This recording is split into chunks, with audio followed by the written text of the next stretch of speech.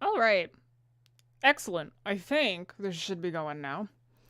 Um, Double check for me as well. Nobody can hear what I'm listening to, right? Just, just in case. I know that they probably can't because everything is turned off, but just in case, let me know if you can hear my music or not, because I don't want you to hear my music. Anywho, because I can't focus if I don't have music of some kind. Hello, welcome in everyone. We can't? Okay, excellent.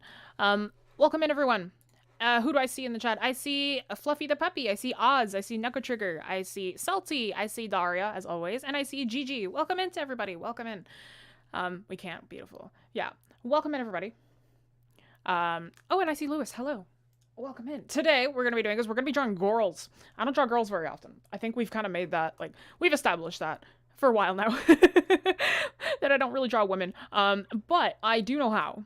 I do know how. I know the logistics behind it. So, we're going to be talking about it. We're going to be talking about how to draw girls because, as much as I like to interchange the rules between both, there are general rules if you want to make them identifiable within your work. We're also working in CSP today. I should have saved this file. We're working in CSP today because we are flipping between a bajillion different programs. Ooh, this is stream number 50. Y'all, we hit stream 50 in the files. Let's go. But yeah, we're going to be talking about girls today. We're going to be talking about female anatomy. We're going to be talking about all that fun jazz. Oh, I actually did not check the poll for this week to see what I'm going to be doing for the last thing. I'm actually going to do that real quick. Everybody wants a sitting pose. Fascinating. Not even the foreshortened of an answer. Fascinating. Okay. Yeah, I can do a sitting pose. That's actually nice and easy. So. Oh, gee, hi. Hello, Gigi. Welcome in. 50 is a lot. Yeah, 50 is a lot. 50 is nothing compared to the amount of, like, sketched files that I have on my PC. And hello, Riley. Welcome in. But yeah, we're going to be talking about girls. We're going to do something a little bit different today as well. I'm going to be going through the general, like the general lesson that I have planned. We're going to be talking about, proportions. So I'm going to be doing, like, proportional measurements. I'm going to be talking about, general things to keep in mind and all that. And then we're going to do a little section where you can ask any question that you want. Obviously I'll have, like, you guys can just ask questions if you want, and I'll, like, answer them as I can, like, on the way. Like, during the stream, but if you have questions afterwards, like, you want mini demos for certain questions, I'll do that, once I finish the main demo. If you ask during the main demo, then I will, like, just kind of, like, the main lecture, then I will just kind of, like, answer it, but if you want a mini demo for it, wait until that section is done. But yes, welcome in, everyone. But before we get into all that fun jazz, you know the drill, we all know the drill. Let's talk about a bit about the studio, because if you didn't know, our growing community is filled with tons of art nerds, and we art nerds have to stick together. So if you're an art nerd too, be sure to check out the links to our social media in the description below, and check out our website for our class offerings, where you can get where you can get critique, guidance, and encouragement from our instructors, because we're not just a YouTube channel, we are an art school too. So if you'd like to support us, we can keep making free content. Consider supporting us on Patreon for as little as $2 per month, where you can get access to tons of perks like my working files, critique sessions, and a huge discount on our classes that have a limited amount of spots. So be sure to check those out before they are gone. All right. Sick. Let's just click through everything once again.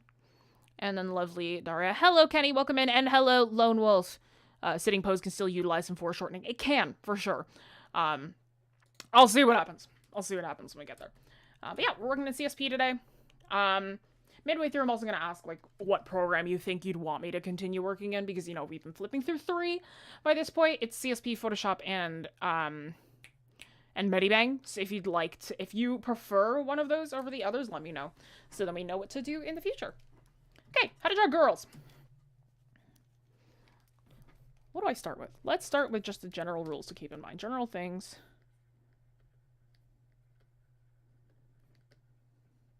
But I hope you all are doing well. General things to keep in mind. Gorals, indeed, Ray. Welcome in. And CSP, my beloved, for you, salty, understood. General things to keep in mind. Right, there are very, very general things. The thing is that when I like to compare, like, does my audio sound okay, by the way? I'm speaking a little bit louder, hopefully I'm not as quiet. For women's arms, do they have to be slendered? You can just say women, you don't have to say female. For women's arms, do they have to be slendered? Depends. Gotta answer GIMP for the culture. Got you, Oz. Audio Gucci, excellent. I am speaking a little bit louder, because I'm a little bit more energized. I didn't go to bed any earlier, but I'm a little more energized. Audio's good, fantastic. Because when we talk about, like, women, or when we talk about gendered, like, things that we're drawing when it comes to anatomy, I always say that women and men are, like, really, really similar in terms of the general anatomy, but there are things that separate the two. All right, so we're going to be talking about the stuff that separates the women from the men. All right, we're going to talk a little bit about that. Oh, heavens. Okay, so general things to keep in mind. This isn't measurement related. This is all just things that you want to keep in mind.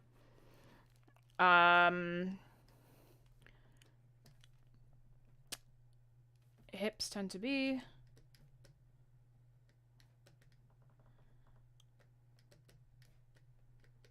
equal to or wider than the width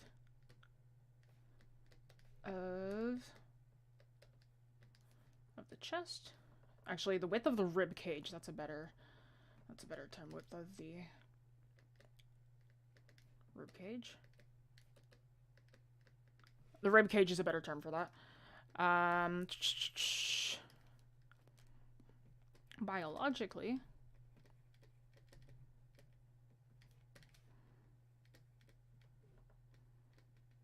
women don't. Oh, heavens, I cannot write today. Bulk up as easily. But that doesn't mean I can't be muscular. The chest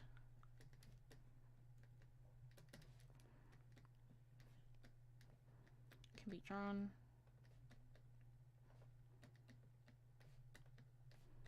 as a teardrop.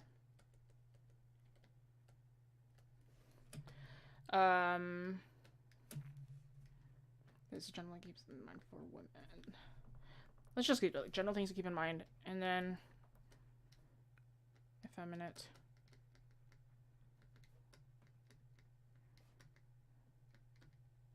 Traits. Identifiable.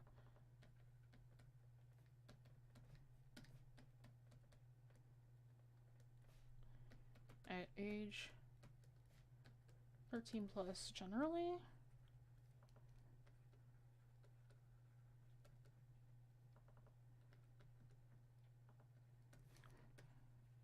And are properly developed by 16 plus. Okay. The muscle group. There's lots of muscle groups. I will not be able to talk about all the muscle groups. A, because I don't have them memorized. B, because that's a whole other lesson, and I'm not going to be able to go through that. Like, I'm just going to say. Taking notes. Hello, Crow. Welcome in. And hello, Skylar. Welcome in. Oh my god, Crow, you're here? The famous Scarecrow sketch of Twitch fame. Hello, Bunny Doll. Welcome in. So how to draw girls. General things to keep in mind is that hips tend to be equal to or larger than the width of the ribcage. That differs when it comes to men. In general, when you are drawing women, the hips tend to be equal to or larger than the width of the ribcage. That's just a very general thing. This comes with puberty. It's a thing that just happens. Biologically, women don't bulk up as easily, but that doesn't mean they can't be muscular. Like, if you draw, like, the very average woman, a very average woman, she will be less muscular than an average man. That's just, like, baseline sort of thing, right? Men will bulk up a little bit easier because of testosterone. Women just don't bulk up as often. Hello, Julian. Welcome in. The pelvic bone, the most inconveniently shaped bone. It actually works because the pelvic bone has, like, they have divots for our femurs, and that's why our legs can rotate. It actually has, like, perfect divots for every section. Will this be posted on YouTube? Of course it will, MH. Is this for Clip Studio? This is just how to draw girls in general. I'm working in Clip, but this is just in general. The chest can be drawn as a teardrop. women have a different chest than men. That's just facts, right? So women's chests can be drawn with teardrops. Some people like to use an upside down heart. That's a little bit more stylized. If you want to go for something a bit more realistic, you can use an upside down, or you can use a teardrop. Buff women guide, please. I only draw buff women. Okay, it just got Clip Studio. Fantastic. And effeminate traits are identifiable. Thank you so much. No worries. Effeminate traits are identifiable at age 13 plus generally and are properly developed by 16 plus. Right? When you draw kids, the thing with drawing kids, I'll go over drawing kids as well at some point. But the thing when you draw kids is that 99% of the time they won't have identifiable feminine or masculine traits in their bodies until they hit puberty. Right? So if you draw like a 12-year-old, like an 8-year-old or a 12-year-old with like very female proportions, that's incorrect. I'm just gonna put it out right now. That's incorrect and that's creepy. I'm just gonna say it. So effeminate, like within the body.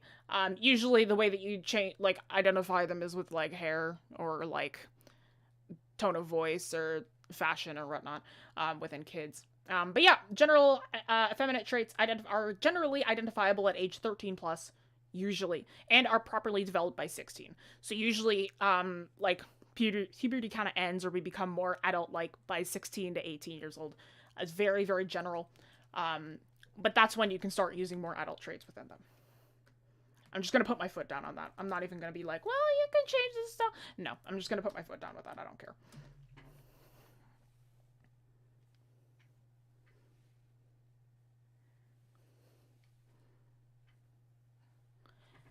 I'm reading the chat real quick. Okay. But yes, I'm just gonna put my foot down with that when we are talking about anatomy. Okie dokie. So let's talk about anatomy. Let's talk about proportions, right? These are the general things that you want to keep in mind when it comes to drawing women. This last one is more like for both women and men. But I'm just putting it out there anyway. Let's talk about proportions. Let's talk about proportional rules. Hello, Meredith. Welcome in. Proportions and measurements. Let's just do proportional measurements.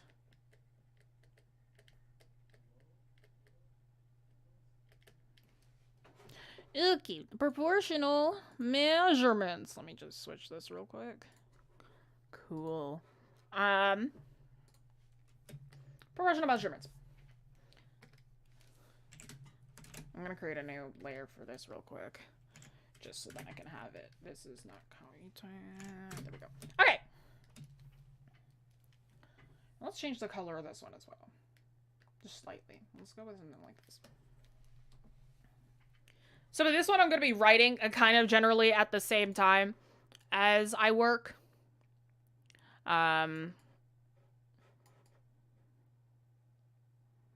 But yeah, okay.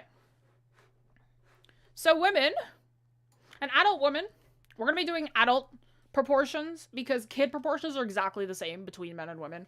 We'll talk about kid proportions in a sec if you want to. But right now we're just going to be talking about adults because that tends to be the one that people struggle with more.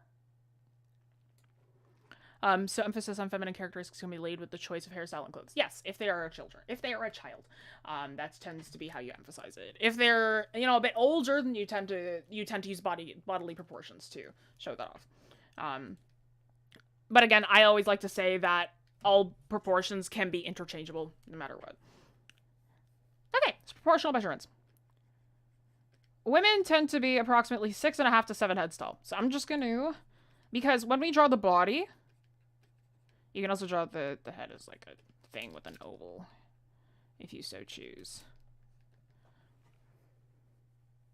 We'll be also going over facial features during today's stream. I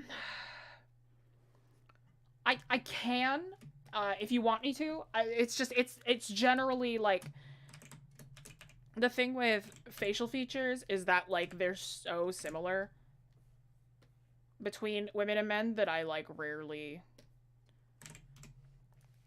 Can I hang on? Can I, let's see. Can I do, oh, I still need to change my shortcuts. Can I do this? No. No.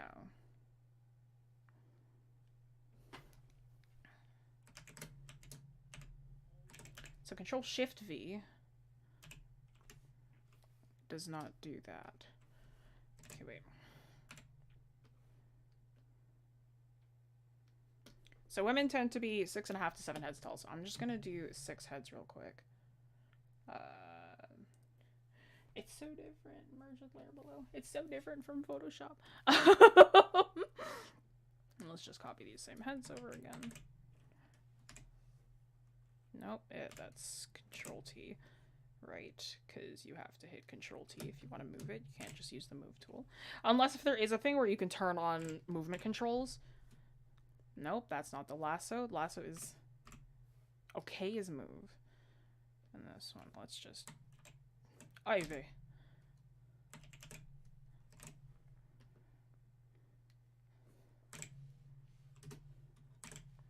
Let's just merge all these. Merge selected layers. There we go. And let's just call this D2 again. Okay. No. I'm not used to the controls in CSP. Okay. Sorry, that took me a bit. Can I do a lesson on child anatomy? I will, after I do the adult, if you want me to. Child anatomy is not that hard. It's much easier than adults, I think. I just got into Heather's. I want to kind of make a comic, so working on my character anatomy. Nice. Jessie, how do you work on fine details when working on pen tablets? It takes a lot of practice. You just gotta get good at it. Like, that's, I'm sorry, that's literally what it is. You just kind of gotta get good at practicing with it. Oh, heavens. You just gotta get good with practicing at it. That's all. Unfortunately, it's the best thing that I can tell you. You can control click with something that's selected, if that's what you mean. No, I mean, like, you know how, like, if you have the move tool, like, when I have the move tool in Photoshop, the anchors are already on there, so I don't have to hit Control T. But, like, I know that, like, Control T is how most programs work, so it's fine. 1, 2, 3, 4, 5, 6. Yeah, 6.5. Okay. Yep, so women's body. Hello, Sleepy, welcome in. Oh, the advice, just be good, and it's so true. Yeah, I'm sorry. Like, that's literally what it is. Like, the way that you get better with fine details is practice. There's no other way to do it. Because there's no shortcuts, there's no hacks. It's all just like, hey, you gotta practice a lot in order to get good with fine details. Having switch fine details are easier on a pen tablet than a screen tablet, to be honest. My hand keeps getting in the way. It's to each their own. I way prefer a screen tablet, but I can work on both. Okay. So adult woman. I'm going to start writing these off to the side. Let's merge the layer below. Okay. So adult women. Let's use the swatches now. Color history? Yes, color history, my beloved. Okay. So adult woman.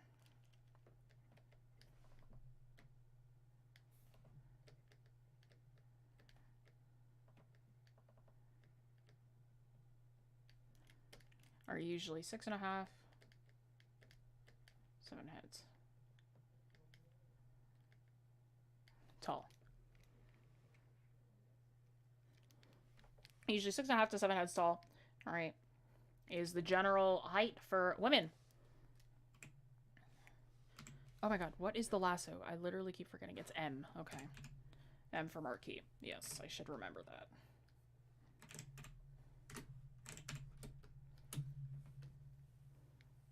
Thanks, no worries. I find children weird to draw because I learned how to draw adults for the first time and I made the big mistake of not learning how to draw children at the same time. I learned how to draw kids when I was like 18. And even then I wasn't that good. And then it took a while for me to get used to the proportions. I think I can do kids pretty well now, but it's tough, especially if you don't know how. This is hard. Have you tried getting good, basically? Okay. So adult women are 6.5 to 7 heads tall. The neck, you know, if you are drawing... Oh, this is the wrong layer. The neck, if you are drawing like the adult women, You can also say that women's faces can be narrower if you so want them to be. That again is like up to you though. Face shapes are not gender exclusive. Like it's in general, women's faces tend to be a bit softer, but that isn't always the case. That's another thing I'll mention. And then the necks can kind of start from here, come down. Usually they end about here, so it's about a third the size of the head. The chest, or the shoulder width. The shoulder width of a woman's body, it tends to be 1.5 to 2 heads wide. That tends to be what it is.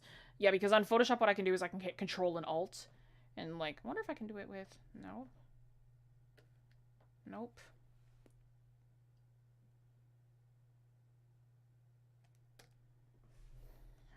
That's fine.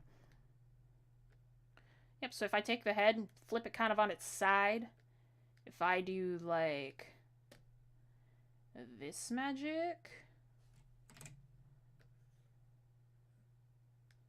flip it directly on its side, and I kind of make it like 1.5-ish wide like that, that tends to be the shoulder width for women. So that's about 1.5 to 2 heads, right? So approximately a head and a half. Merge with layer below, merge with layer below. Cool. So we'll kind of leave that there. If I just take my eraser real quick. Where's the opacity? Where's the opacity? Am I dumb? Bruh. It's probably in the settings here. Percentage of this brush shape, raise connection, and overflow. Ah, there it is. Can I add this too?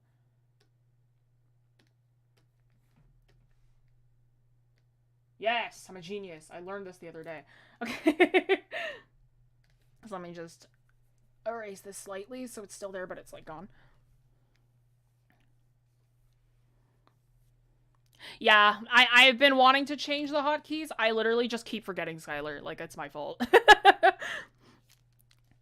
That's how I learned how to draw. Just practice getting good, basically. It's more deliberate practice than anything, because you can draw without getting any better. It's true. Yeah, Oz has a point.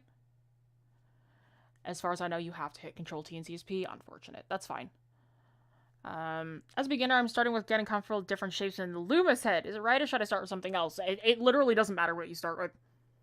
Like, the Loomis head is fine. I have no issue with the Loomis head. For me, personally, I think that the Loomis head, like, it lacks character. It's proportionally accurate, but it lacks character. But that character is something that you get better at as you draw more. And learning to apply character to the Loomis head is also something that you get better at as you draw more. But again, that's for another day. Saddle women are 6.5 to 7 heads tall. Shoulder width. Maybe I should have done this in Photoshop, because I'm fighting with the program a lot today, and I didn't mean to. Is equal to 1.5 2 heads.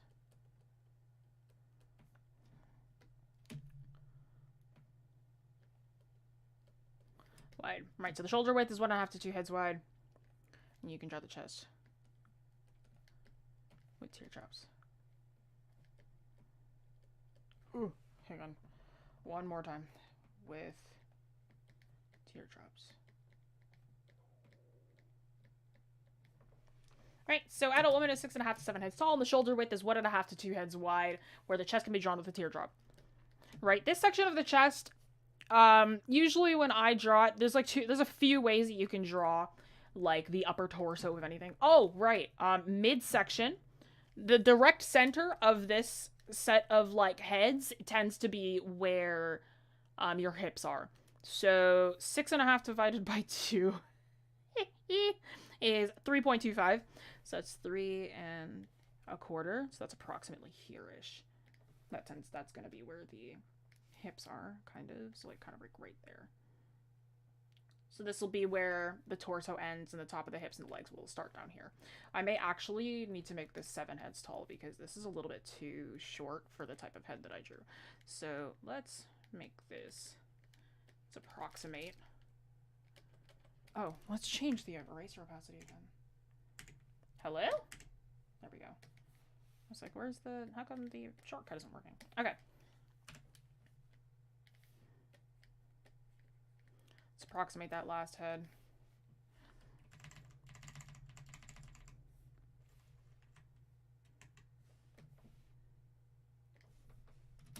All right, my pan... So that's 3.5 then. That feels better. Okay. I tend to draw really tall people. Oh, actually, the bottom of the chin is incorrect here as well. I'm getting so unfocused today. I'm kind of in a haze. Yeah, transform to Control T. What's a Loomis head? Oh, okay. So the Loomis head, or the Loomis method, is a method of drawing the head in proportions, proportionally. The Loomis method is something it's coined by Andrew Loomis, I think that's his name.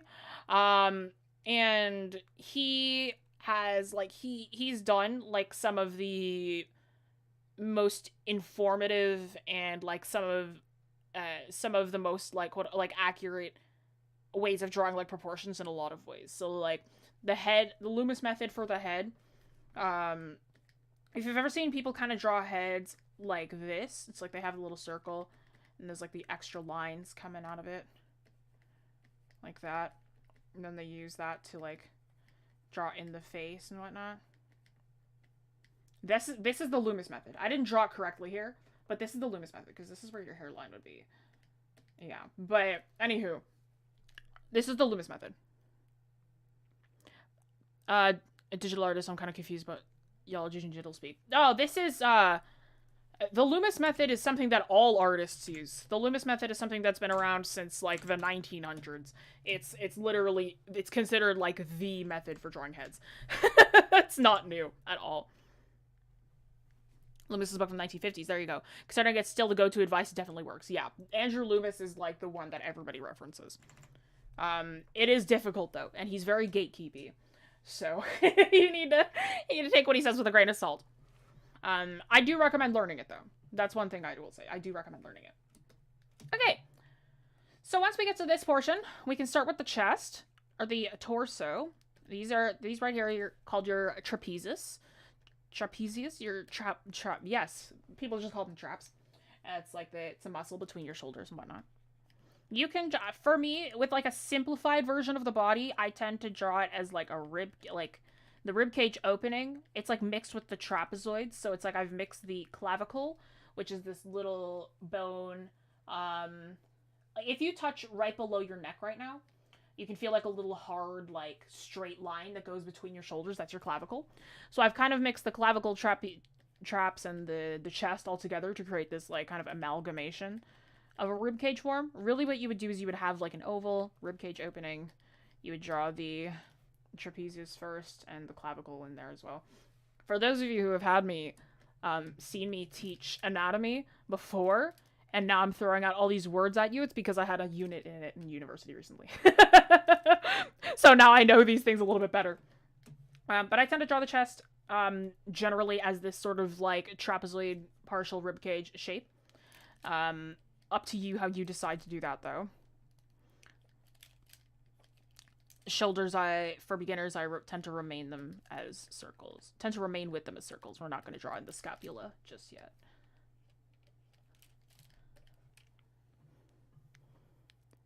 Oh, digital speak is Control Z stuff. Gotcha.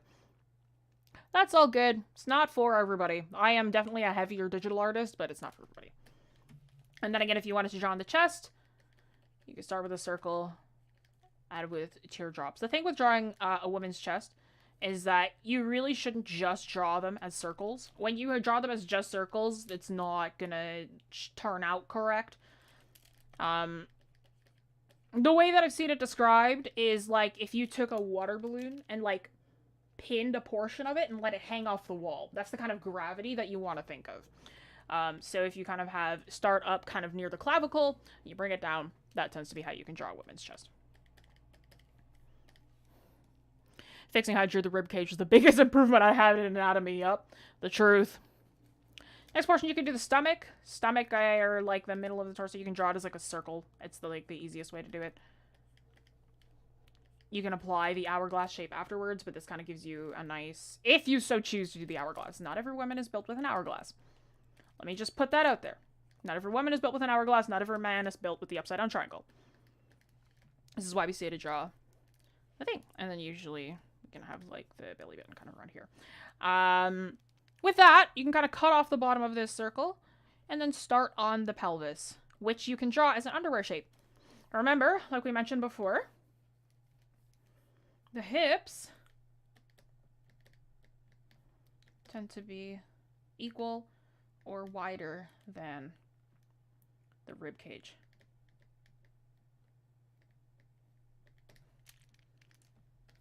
All right, so if we kind of use the rib cage right here, the widest point, that means I need to make this kind of a little bit wider here. Actually, no, that's the end of the trapezius. If we took the rib cage at its widest point would be like here. Okay, yeah, so yeah, let's just bring that out a little bit wider. Let's do that. The best way that you can draw this, right, is that generally with women, the hips can be drawn like this.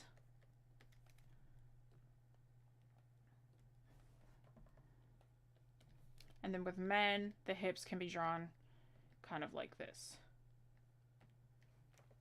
All right, so it's a difference in the angle that you draw the hips. Because men tend to be straight up and down. They tend to use a lot more rectangles than women do, who use a lot more curves. I break this rule all the time. I do nothing but break this rule. But it is the general rule that's up there. Fixing Hydra, yeah. I've drawn digital before, but it was on the iPad, so it's different than computer art. It's got generally the same ideas. It's just, it's got a little bit different working around there. You think audio is out? Can anybody else hear me? You can hear just fine?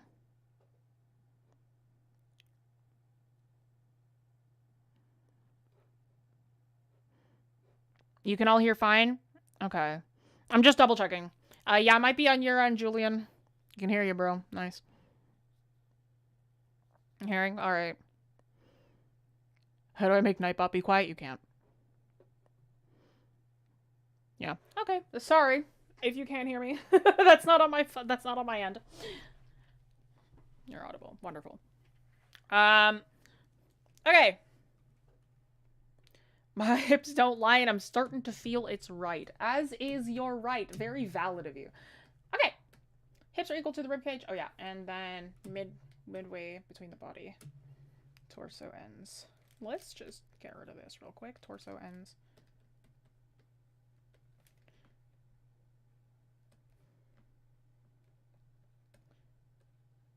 Halfway through height.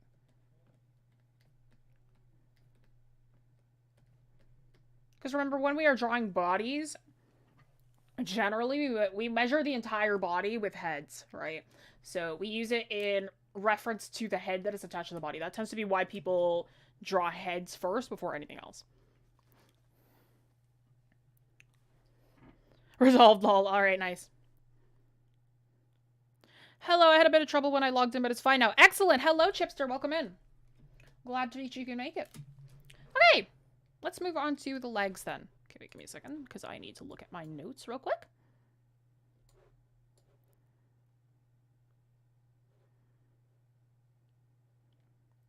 Yes, yes. Okay. Come on. There you go. So, when we draw legs, right? I'm gonna tell, I say this all the time when it comes to just drawing anything. Like when we start drawing faces, at some point I usually mention this, and I will continue to repeat it and mention it. Anything that's drawn in pairs should be drawn at the same time. That sounds strange, but let me show you what that means, right? Anything in pairs should be drawn in tandem. Sorry, in tandem, that's the word. Anything in pairs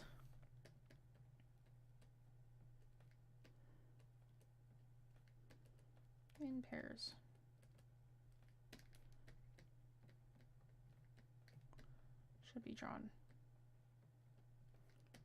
in tandem.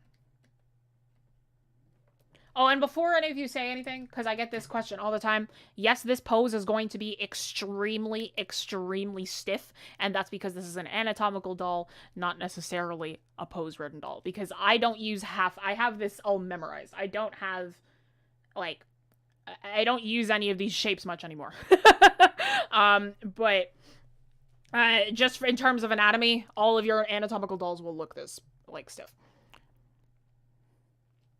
How long would it take someone to get used to the fundamentals of drawing? Well, I have been drawing for almost 21 years now. I started getting really serious with them at age maybe 15. And I'm still getting used to a lot of them, but I really started getting used to them at maybe age 19 or 20. So I'd been drawing for ages, but from when I started taking it seriously, it still wasn't at the very, very beginning of me drawing. So I can't really give you an estimate. My lovely boss always says, like, if you draw, like, once you do something 10,000 times, then you become a master at it. So however long it takes you to draw 10,000 of the art fundamentals, I suppose. Aiming to get my fundamentals down by the end of this year, is it even possible? It's possible, but I don't think you'll become a master just in 1 year. I'm gonna be real with you. That sounds horrible, because you'll be doing nothing but studies every single day of your life. I don't know how people do studies every single day. Like, I think that's crazy. You'll be doing studies every single day, and then you'll also have to know all of those studies, because there's a lot of, like, everything. You could do, like, the fundamentals, like, there's, like, you know, the elements of art, the principles of design, and all that fun jazz, and that's not hard at all. Like, you can just learn that really, really quick, but, like, an anatomical sense, that's really tough. Okay, so anything in pairs should be drawn in tandem, though. Anything in pairs should be drawn in tandem. So if I draw one thigh, which you can kind of draw as this almost trapezoid-y shape, I'm gonna have to draw the other one at the exact same time. And what this, like, right after it. Because what this does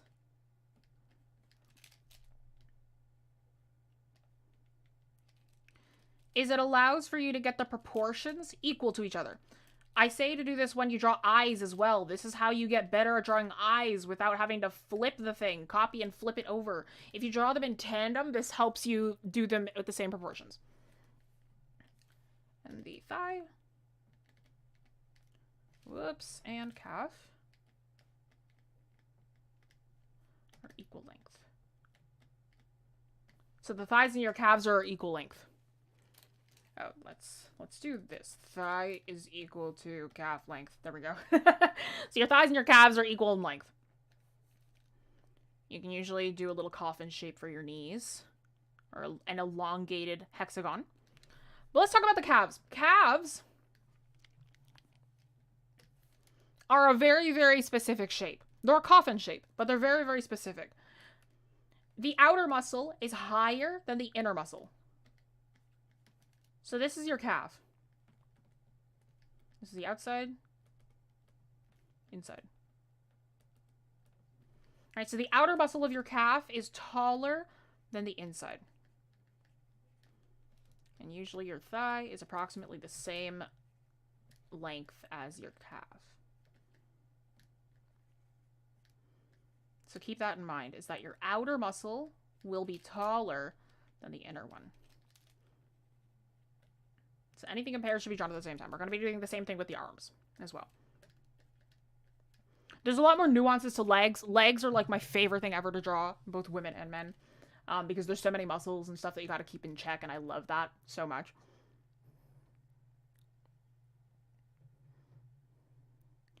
Most fundamental practicing is very boring. If you committed to the boring bits, a year is possible, but it'll suck. Yep. I tried draw a box and I can't with it. Understood. I'm doing elements and principles of design right now. It's so boring. It's super boring, but once you get it drilled into your brain, everything makes sense. By the way, when you've drilled the elements and principles into yourself, you're not done. You're gonna have to drill the Gestalt theory into yourself as well. There's 3 different sets of fundamentals for you. Good luck. I think learning perspective would be really tough. I adore perspective. Perspective is something that you get used to over time. Eventually, you'll be able to, like, do it without guidelines. I can do really, really rough perspective without guidelines. I just learned 5-point. I'm not perfect at it, but I can do it. Okay. But yeah, so the thigh is equal to the calf length. Here's a fun little thing for you, by the way. The foot length, we're going to be talking about feet. So foot length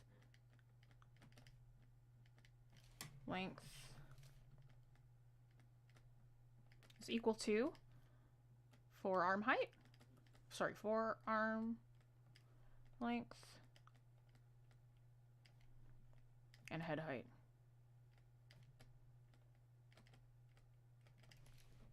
So your foot length, oh, this is getting long. Your foot length is equal to your forearm length and your head height. Right? Do something for me. Take your foot. If you're flexible enough, put your foot right up next to your face. If you're not flexible enough, put your foot right up next to your forearm. Notice how they're the exact same length. That's how you know how long your feet should be. Feet can also be drawn really, really simply with 4 shapes. It is a circle, a trapezoid, a triangle, and a semicircle. I don't use this method anymore, but it is a really, really easy way to draw a foot in any angle. Because if you stack those shapes differently, then you get the foot in a bunch of different angles. It's really, really nice. So let's just do that on our little doll over here. So if we have circle, circle, trapezoid for the heels, trapezoid, triangle, triangle, and then semicircle for the front of the feet. Feet. And usually their width is like, I can't remember the measurements for the width from the front, but that generally is how it goes. Actually, the belly button should be higher. It should be kind of right here. Okay. So the foot length is equal to the forearm length and the head height. I'm doing a lot of general anatomy over here as well. These things, the thighs, the calf length, anything a pair should be drawn in tandem, foot length is equal to forearm length. Those are not exclusive to women. That's just for everybody, but I'm just going to be talking about it anyway. I'm going to stop it there, though, in terms of just writing it down, because this next portion I'm going to be talking about more extensively with men, which is next week. But when we draw in the arms as well, arms have a very baseball-y shape to them, too. Your elbow will generally come around your belly button, so around here-ish. And then your forearms will kind of come down, which is also more of like a coffin shape, but this time both sides are generally equal to one another in height. And then you have your hands where the fingertips end at about halfway to 1/3 to 2/3 down the thigh. I'm trying to speed this up a little bit because we're getting a bit over time in this section. So this is generally where your fingertips end. Is around halfway to 1/3 to 2/3 down your thigh.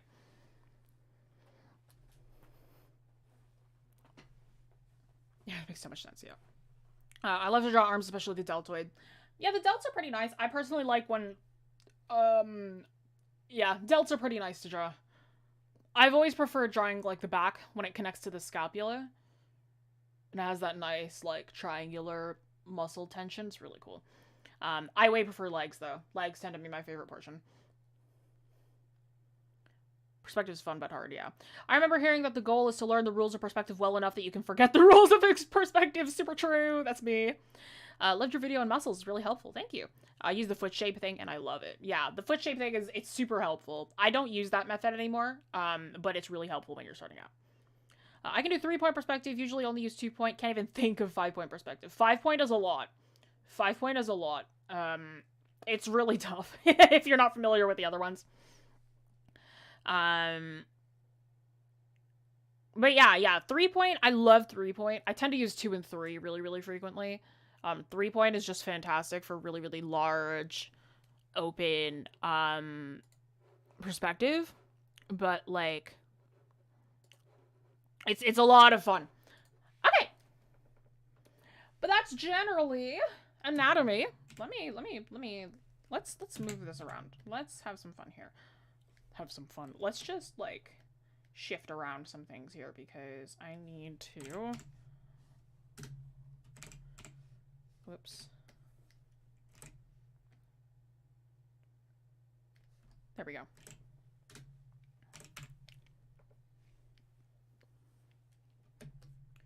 Okay, I don't think we have time to go over kids.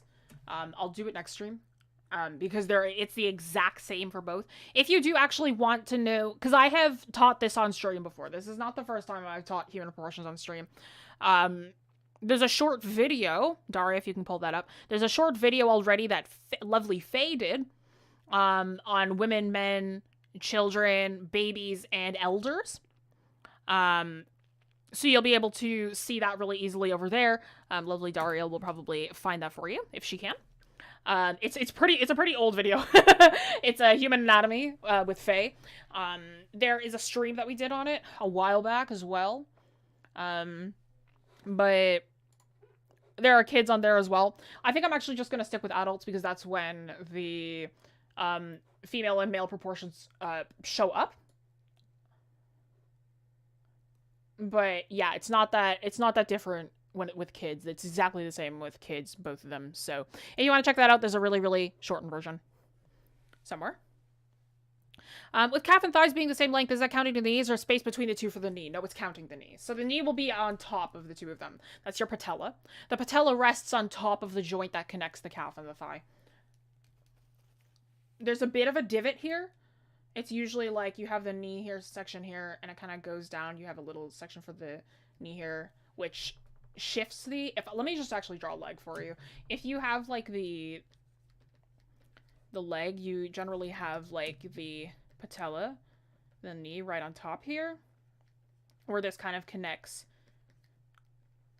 to the top here. And because of the placement of the knee, it shifts down this muscle. So the leg looks a little bit more like this if you drew it from the front.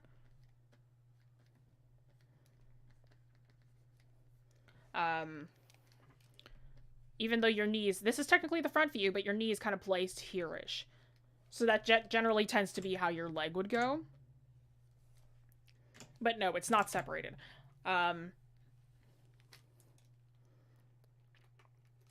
Lovely. Thank you, Daria. Yeah, so Daria has done...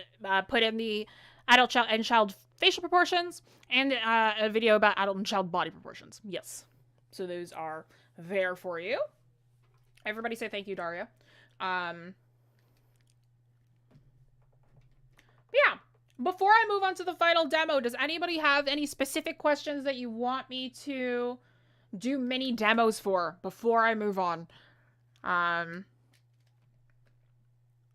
If anybody has any questions, just let me know and I'll do like a little thingy. Before that, though, I'll just create a new file because that's the end of my demo portion.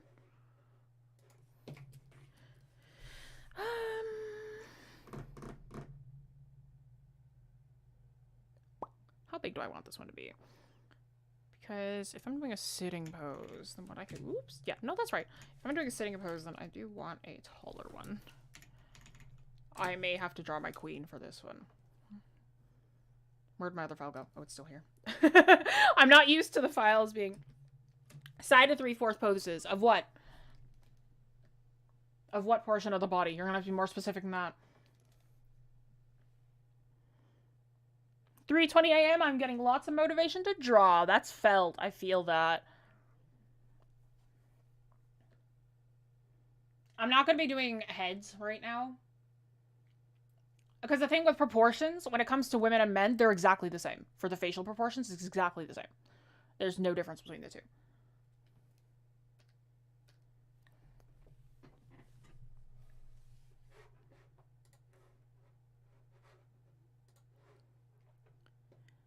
That's a mood, yeah. Okay. So I'm going to wait for specifics on that, but if there aren't any, then let me just move on. I'm afraid to ask. Why? Just ask me. I don't care. Just keep it PG. How come it doesn't let me zoom in? Oz, what's scrubby zoom? Is it Alt and Z? Oh, there's no magnifying tool. Am I dumb?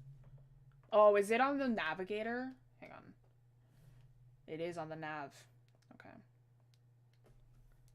Alt space. Okay, thank you.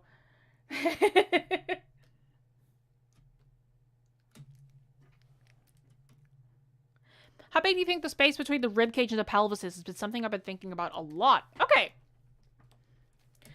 I only know how to answer this in figure drawing. So, when we are doing the space between the pelvis and the ribcage, I'm going to start using a completely different technique, by the way. When we are doing the space between the pelvis, the pelvis and the, how big do you think this rib cage and the pelvis has been something I think about a lot? Yeah, so I only know how to answer this in the figure drawing way. When you are drawing a figure, you can find the gesture first, and then figure out where your clavicle starts, which is usually over here, and then create the triangle to demonstrate the trapezius, and then with the clavicle you can draw in your rib cage, which is generally your oval. Find the center of the body, that'll be where the top of your rib cage rests, right? Using the bottom of the rib cage, you approximate where the belly button goes, which is generally somewhere around here. So as you find the angles and the relationships, you got to find this triangle between the two sections of the rib cage here to find the belly button. And then based on the belly button, you have to find out where the obliques rest. The obliques, men tend to call that their deep V. Your obliques are these little muscles on the side here. You're going to have to find the angle between those. And then that'll tell you where the top of the pelvis rests. So it tends to be like that. So I can only answer that with figure drawing, unfortunately, because I straight up don't remember how to do that without, because I by this point I've just kind of like I've visualized it for so long that like I don't actually have an answer for you. But yeah, it tends to be you find the angle between the top of these two sections of the rib cage, the bottoms of the rib cage, to find the belly button. The belly button, you find the angle of the obliques, and then with the obliques, you can then measure the size or the length between that and the top of the pelvis. Makes sense. Thank you, Jessie. No worries. Should I first get used to the pen tablet or combine it with learning fundamentals? Combine it. Usually it's better to get, the thing with learning art fundamentals is it literally does not matter what medium you use to learn them, right? I learned it traditionally. That's how I learned it. So I learned it with traditional medium. When it comes to learning with... Heavens, excuse me. I'm so sorry. My phone just went off real quick. Hello, Fluxology. Welcome in.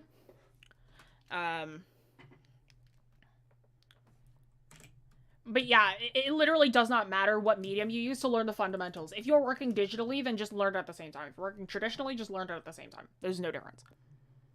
You can't go to the link. Why not? Right-click it. Right-click, open new tab. Okay.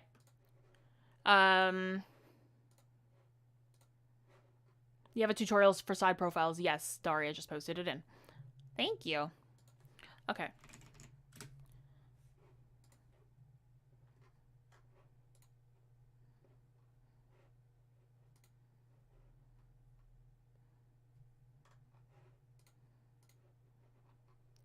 Okay. Sorry, I'm just kind of going through a couple things. Oh, you're on a phone. I see. Okay. If you just look up, like, wing canvas... I don't know which video this is. Hang on. Oops, something went wrong.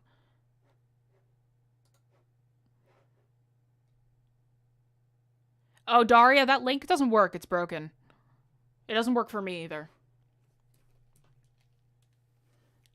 Okay. With that being said, though, let's move on to the final, because I don't want to be sitting here forever. Hello, KYPZ3, welcome in. It took me a second to figure that out. So let's draw a sitting pose. I like sitting poses a lot. They're really, really easy. Despite them being, like, really... despite that option being really low in the list, I don't mind doing this one. Worked for you? Okay, that's strange. Didn't work for me.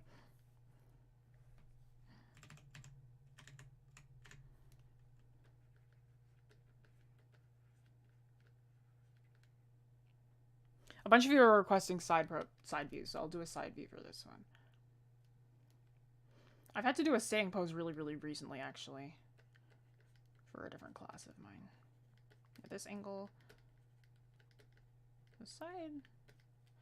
I've been using Loomis's method more recently, but doesn't really matter.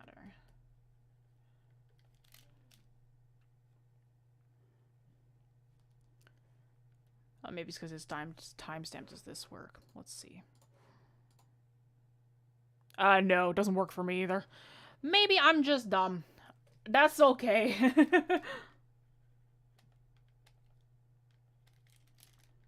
So what I'm gonna do first, just to kind of, before I do any, like, detail work, is I'm just gonna do the full structure of the body first. You'll see the difference in me working versus, like, the anatomy doll, because I tend to not use that very frequently.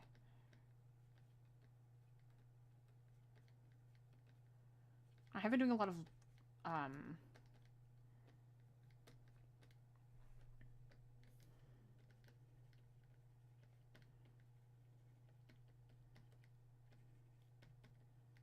what's it called? I've been getting a little bit better with anatomy just because I've been doing a lot of figure drawing again for classes.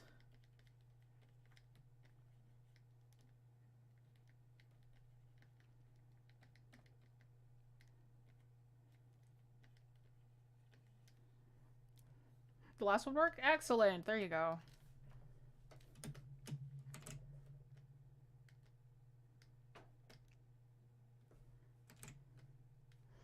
I'm gonna do a bit of a weird sitting pose because I am not in the mood for doing just, oh, they're sitting.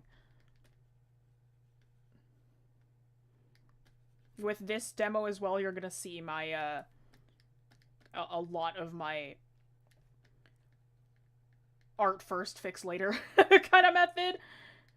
Because there's a lot of, like, body fat and muscle that I just kind of add in as I work.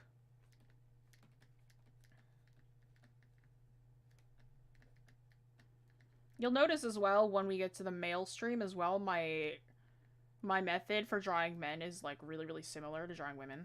And that's because they're very similar anyway. That's my philosophy. I will hold that philosophy and I'll take it with me to my grave. It is, they're so similar. Like, there's so little that's different between men and women. There are differences, but they're not that different.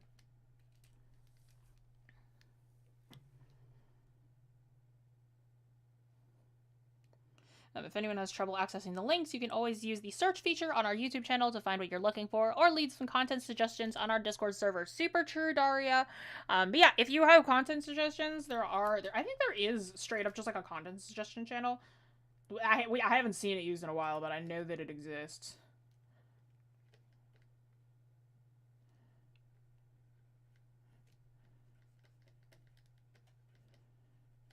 I tend to go with my old high school art teacher says, the more athletic build when it comes to people.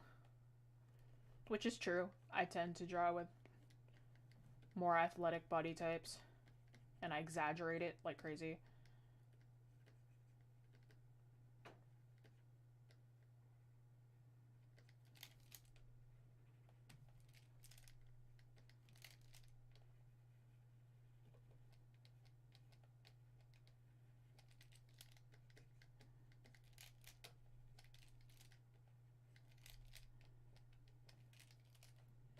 So I'm just doing the very general body sketch before I move on to anything serious.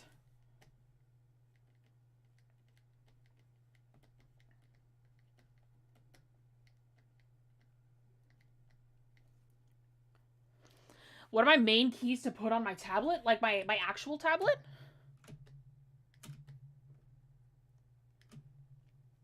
His feet are actually a little bit large. I'll have to... I tend to exaggerate that as well. The keys that I have on my actual physical tablet, I have pan and scroll. I have Alt, Control, Shift, Save. That's one that I have.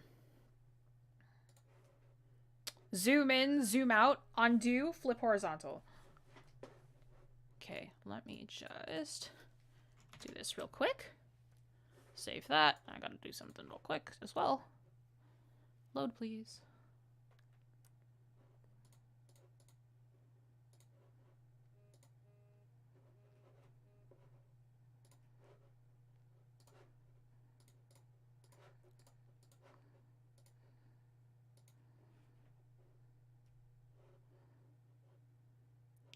Give me a second. I gotta do something real quick. I am still here, don't worry, but I'm just doing something real quick.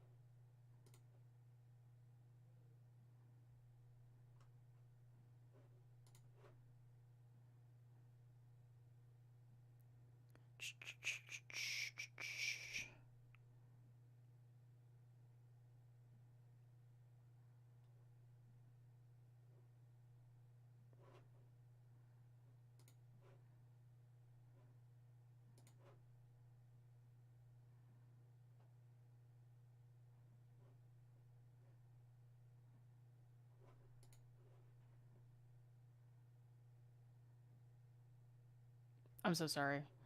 I'm just kind of... something's happening. Okay, cool. All right, we're good. There we go. Yeah. Okay. Am I using caps lock? No. I can never get used to using the tablet buttons. I haven't touched these things in years. Yeah. It's like, I grew up using the tablet buttons, like, on all of my tablets. All of my tablets have had just buttons for me to work with, so I've just always used them. Like, before my Cintiq, I used it in Intuos Pro 4. And that had buttons on it as well.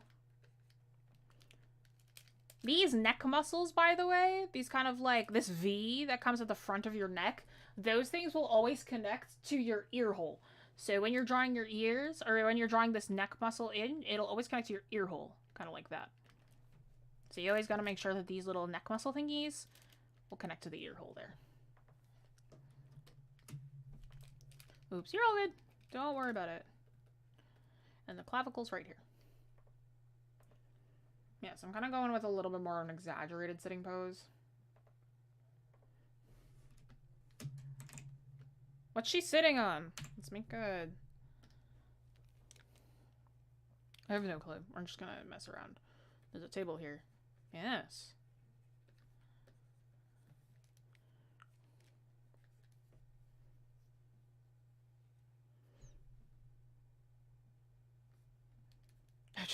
I wanted to draw this sitting pose so bad that I didn't think about what she's sitting on.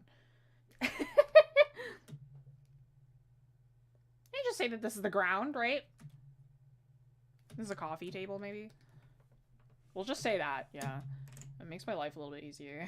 So I don't have to think about it that bad. Oh, a cup of coffee. I don't drink coffee. Actually, I had chat time today.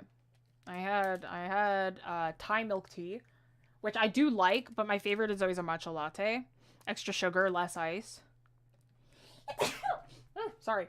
Extra sugar, less ice. No tapioca pearls, because I don't like tapioca, nor the tapioca pearls. I just don't like it when there's solids in my drink. Like, I don't like orange juice with pulp. Lemonade with pulp as well is gross to me. Unless if it's ice, I don't really want solids in my drink. Like, even with smoothies, it's gotta be nice and smooth. I don't want any chunks in my smoothies. She's floating! She's a wizard! No, I don't want to make her a wizard. That AC is gonna, like, ruin her.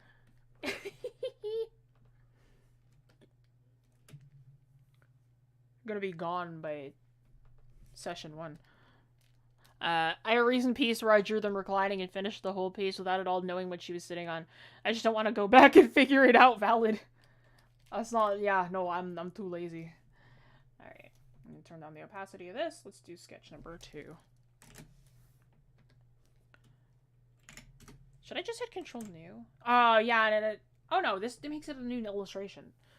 Is there not a window that'll pop up if is it Control Alt New? No.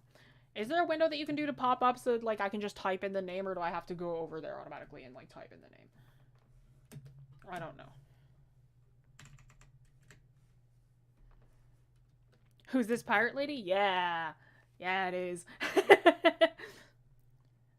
I said I was gonna draw my queen today, and that was what I was figured. I'm like, I figured that I might as well, you know. I've always wanted to... Because I've envisioned her with, like, a stronger nose type. With, like, a deeper bridge of the nose. You double-click if you're using a mouse. Yeah, so if you go to change the name of the thing, you can just double-click it, and it'll change the layer name. The shortcut for creating a new layer is Control-Shift-N. And that'll create a new layer, but you can't automatically change the name of it. Because when I do that in Photoshop, a window will pop up again. I can type in the name. But, yeah, it's not the same on CSP. Oz, do you know if there's a way to change to do that?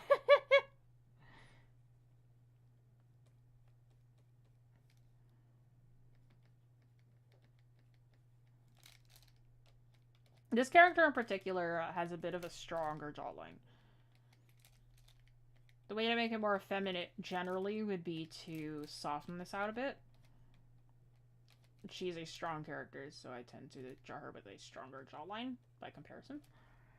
CSP doesn't have that as far as I know. Agony. Okay. You don't know any of that? That's fine, yeah. Hopefully I'll be able to get to more than just the sketch. Or just the lines today. Maybe I'll be able to color her in. Then that means that I have to open up a reference of her. Because I don't have her skin tone off the top of my head. I mean, I could just, like, look at her from this side. And color match. You can create an auto action to create layers already named, but I change their name every single time.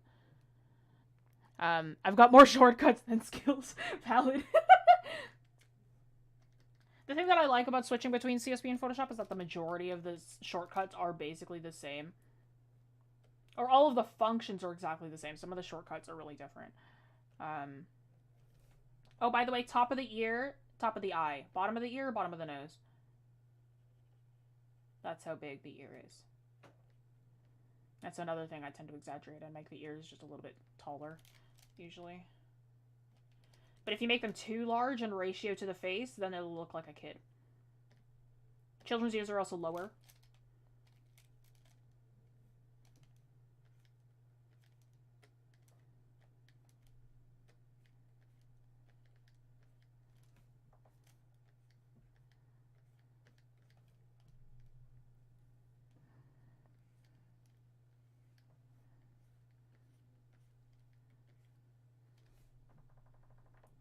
Okay. I love drawing hair. Hair is like my favorite thing ever.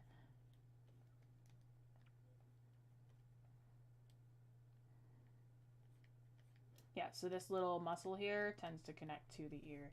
What outfit do I give her? I feel like I kind of just want to give her the outfit that I just bought. Maybe. And that means that I have to draw chiffon. I don't want to draw chiffon.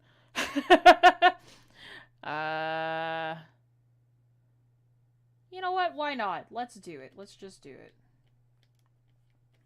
Because drawing chiffon is tough.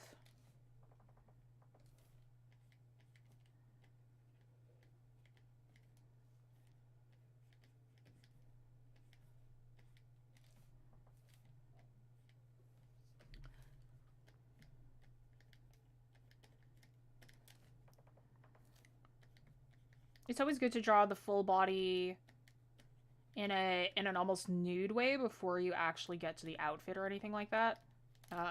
Just so then you know proportionally where to put things.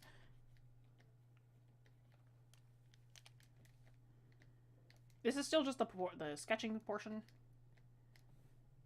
So I am just kind of planning stuff out as we go. That's another thing I exaggerate is the neck. I make it pretty long. Usually, the trapezius is right here, but I tend to make the neck really, really long.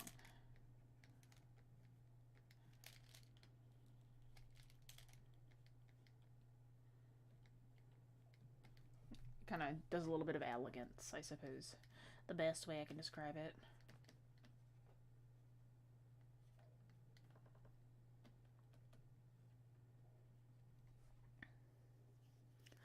What I'm wearing? Chiffon? Oh, chiffon? C-H-I-F-F-O-N. Chiffon. It's a type of fabric. I've got an awkwardly shaped blank space in my doodle page for the stream, and I'm too stubborn to change the canvas. Draw shoes. You know which shoes.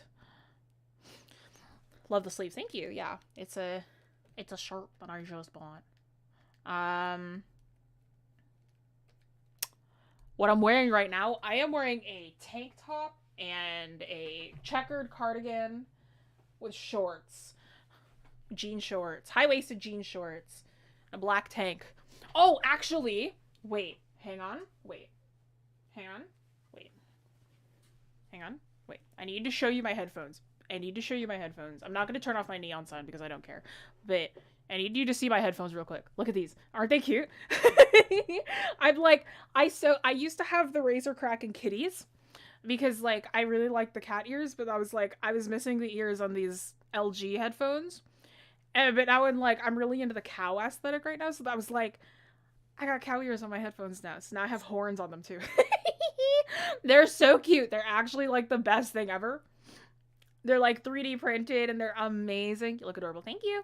They're super, super cute. I love them so much. The next thing that I want to get is I want to get like a little sprout that sprouts up from the top here. I also really want to get like, there's this one person that I saw who 3D prints like these mech cat ears, so it looks kind of like more mechanic than the Razor Krakens. My Razor Krakens are back there. You can kind of see them on my shelf, like right there. That's like my Razor Krakens, and they don't really work with this PC for some reason, just because Razor. But I also really want ram's horns, like the coiled ones, and deer horns, because I just really like deer as well.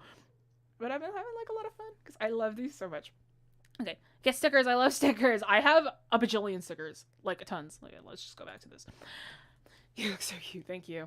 I have a bajillion stickers. I'm just like, I'm probably gonna start sticking them on my Surface, but I'm so scared of sticking them anywhere because I'm like, oh my god, if I stick them here, then I'll never be able to use them again. So you're drawing what you have on right now? No, this is not my outfit that I have on right now. When I say like I just bought this shirt, it hasn't shipped to me yet.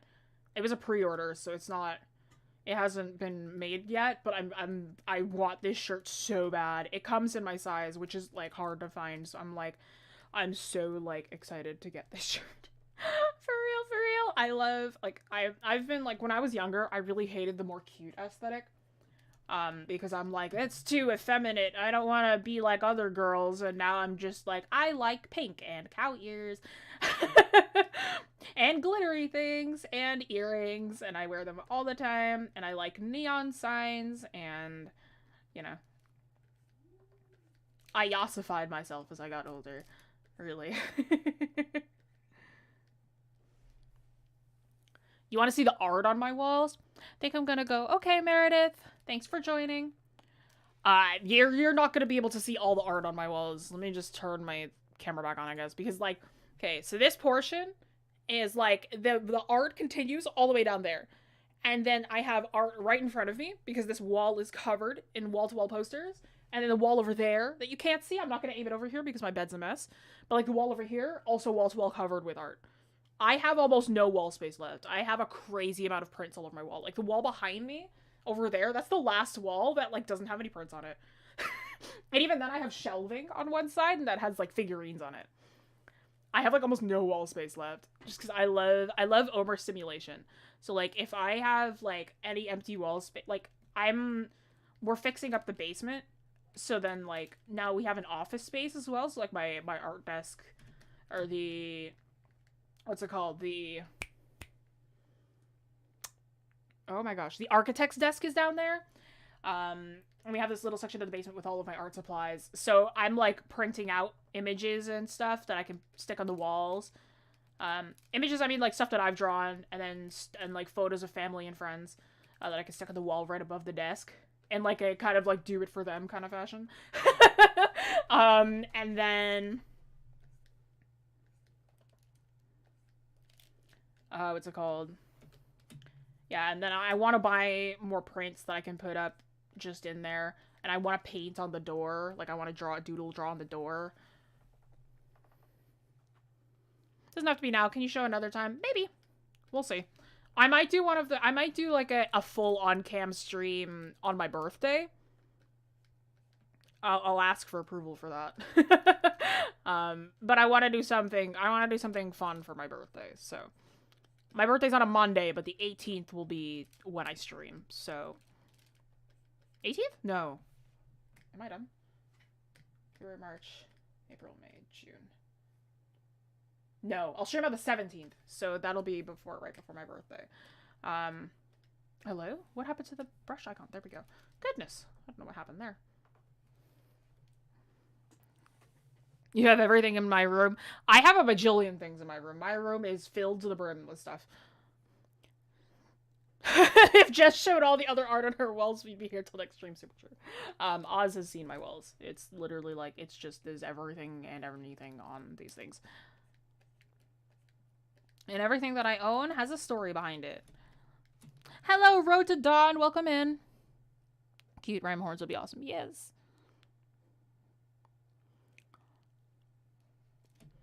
Yeah, I'd love to do a full on-cam stream. Like, it just sounds like a lot of fun.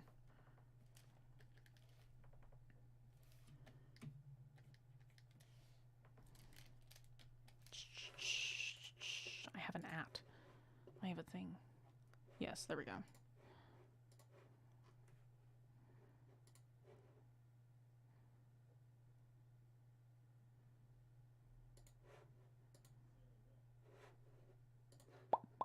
Okay.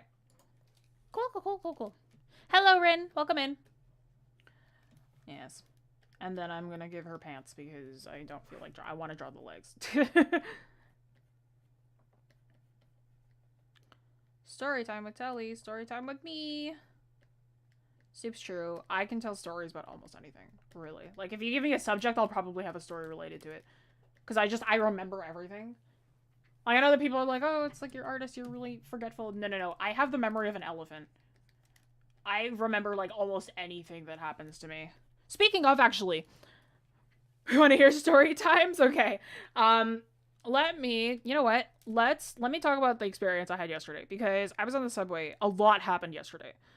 But, I went to class, in class for the first time. Or not the first time, but for this class specifically, it was the first time that I went in person for class, for my university. On the way back home, okay, so when I go to school, I drive down to a subway station, like a terminal station on the subway, and then I go on the subway for maybe like 45-ish minutes, 45 to an hour on the subway, depending on the delays. And that is how long it takes me to get to class. So, on the way back, it maybe been like 40-ish minutes. I got back. And from the subway, what I can do is, like, where I park is it's in a parking garage. So it's connected to a building, because I'm allowed to use this parking spot because of a family friend. So I have a parking spot right next to the station. So I was about to head there. I get to a place because in Canada we have these things called Presto cards, and what you have to do is, like, in order to access like any kind of public transit, you have to use your Presto card. It's like a preloaded bus card, basically, bus pass. So you have to use your Presto card to get into anywhere, and that includes the subway, because there's these gates, and the only way that you can get past the gates is if you tap your Presto, and it'll automatically pay for you there. So I get off the subway, I go to the area where I have to go into this parking garage, and there's this kid, right? I want to say like maybe 10, 11, this kid. And he's trying to get through. This is like don't judge me for this. It was very like I only realized it was so surreal. I only realized what I did on my way back home. But I see this kid, 10 to 11 years old, probably around there. I say, hey, I kind of look at him because he's like trying to get through. He's just kind of staring at the gate. And I'm like, hey, what's up? It's like, are you okay? Where's your parents? And he's like, I need to get through. And I'm like, okay. I'm like, but it's like, do you have anyone with you? He's like, I just need to get through. And I was like, kind of in a daze. I'm just like, okay. So I go to, because there's, when you, in the area where you need to tap your Presto, there's always going to be a kiosk. So you can either buy single-use tickets or a whole new Presto, or you can reload your Presto, right? So I go to, I instead go to like, buy this kid a single-use ticket, because a single-use ticket's like $3. It's whatever. Right, so I go to buy a single-use ticket. And I do, and I hand it off to the kid. And the kid's like, what do I do? And I'm like, well, you can just tap it. You just tap it and you'll go through. And he taps it and the gate's open. And he's like, thank you so much. And I'm like, no worries. And I just kind of like shake my head and go back to my car. Maybe halfway on the way, like on the way from the subway to back home is almost another hour as well. It's like 40-ish minutes, 40, 45. Again, depending on traffic. So I only realized what I did maybe halfway back home. And I'm like, I just bought a ticket for a random 10 to 11-year-old kid. No parents, no guardian to be seen. He's just on his own at 7 o'clock at night. And I'm like, I tell this story to my parents. And they're like, you should go and ask them for the security tape footage. Like, maybe there was just nobody there. And you just handed a ticket off to a ghost and now he can just pass off to the afterlife. And I'm like, oh my gosh. Right? I was so confused. It was just this kid. He was in a scarf. He had a mask on, backpack. And like, I was like, yeah, it was very, very surreal. Oh gosh, did I kick the child? No, I didn't. A ghost. Yeah, really. It felt like a ghost. It felt like a ghost. I was like, what am I? It's like, what, man. Whoops, yeah, I know. I just bought, like, a ticket for, like, a random 10-year-old kid. I hope he got to where he needed to go. My parents were like, if it was just a random 10-year-old kid, I mean, I guess we're gonna see an Amber Alert the next morning. And I was like, oh gosh.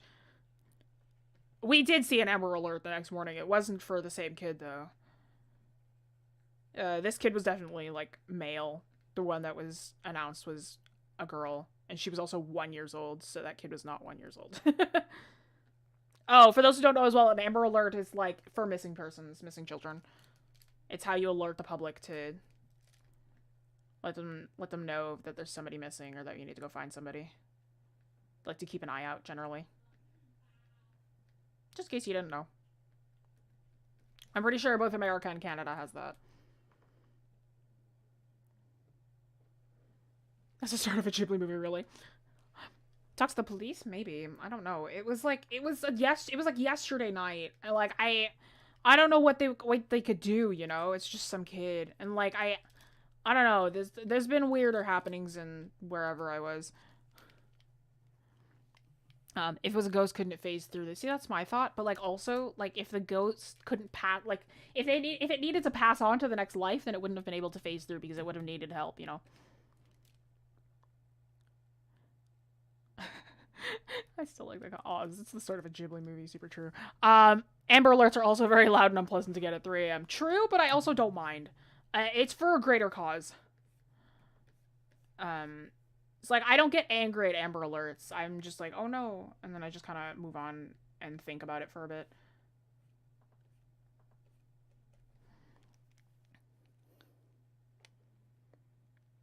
People would pay you for my ride, valid. Love the way the drawing looks so far. Thank you.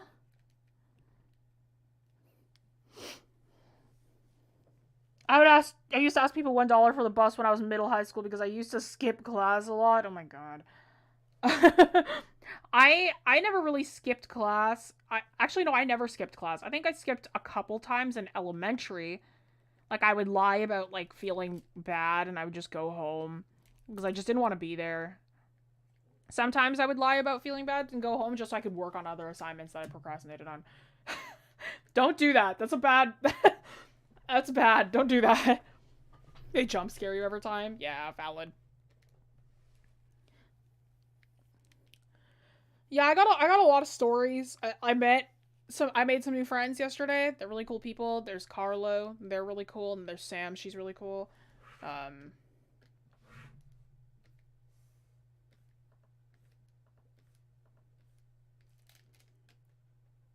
what else?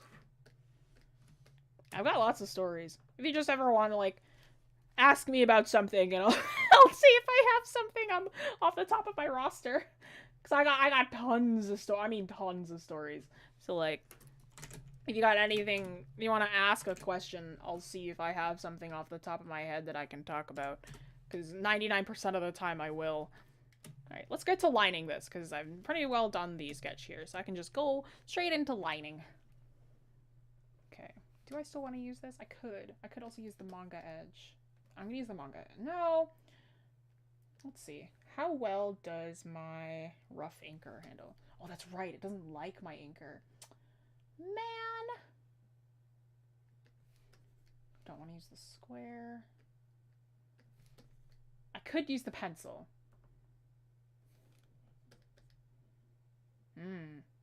That looks kind of nice, actually. I'm gonna go with that.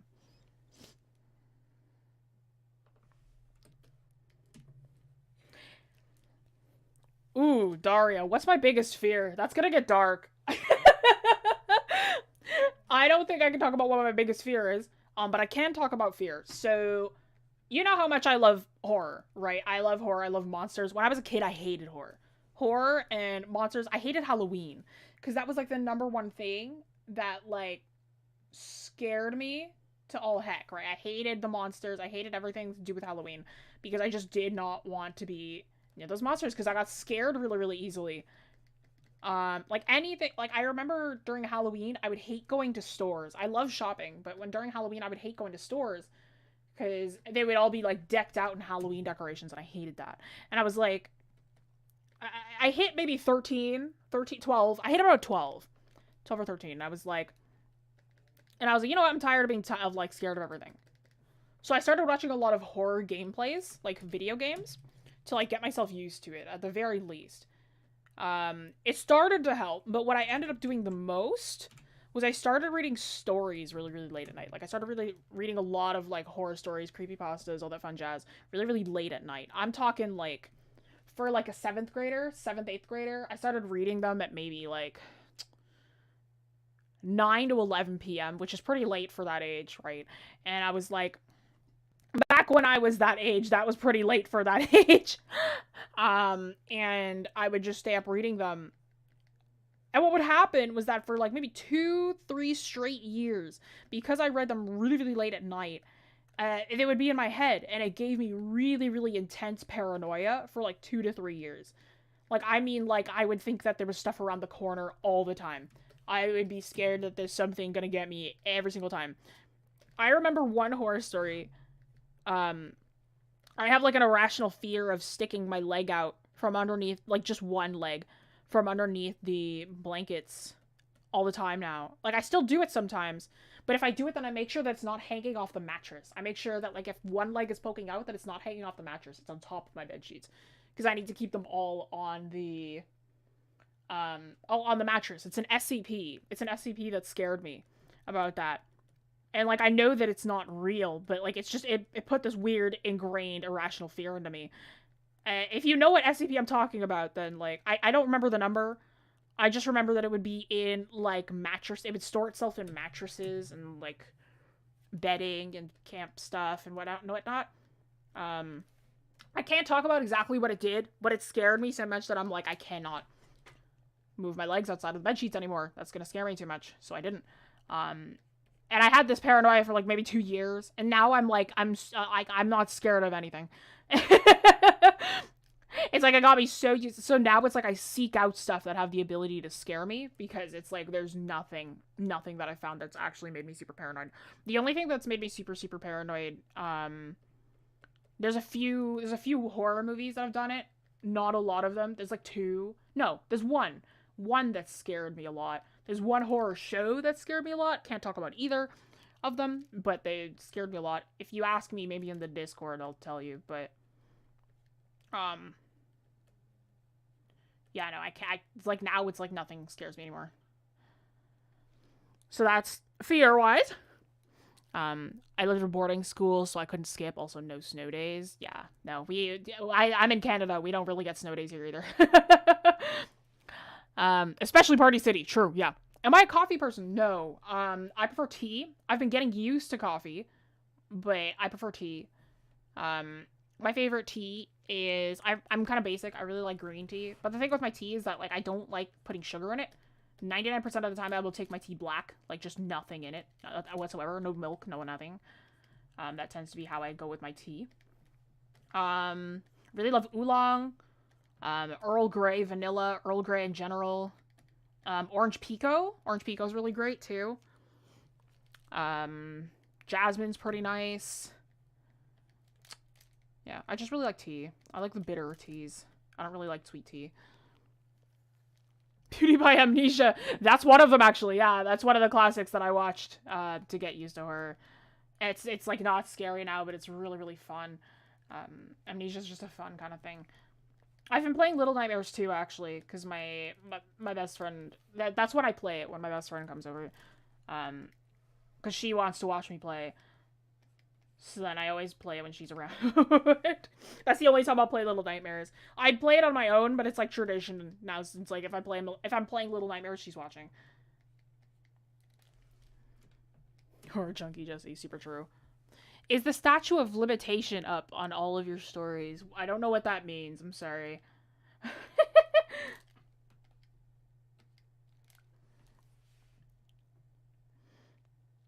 Oh, if you do animation, can you tell me how I should start? I want to do animation someday, but I don't know how to start. Hello, Chi-Chi. Yeah, we'll be having an animation stream on March 25th. Heads up for everybody who's expecting to learn something that day. I'm going to tell you straight up, I am not an animator. That stream is literally going to be me messing around in CSP's animation the entire time.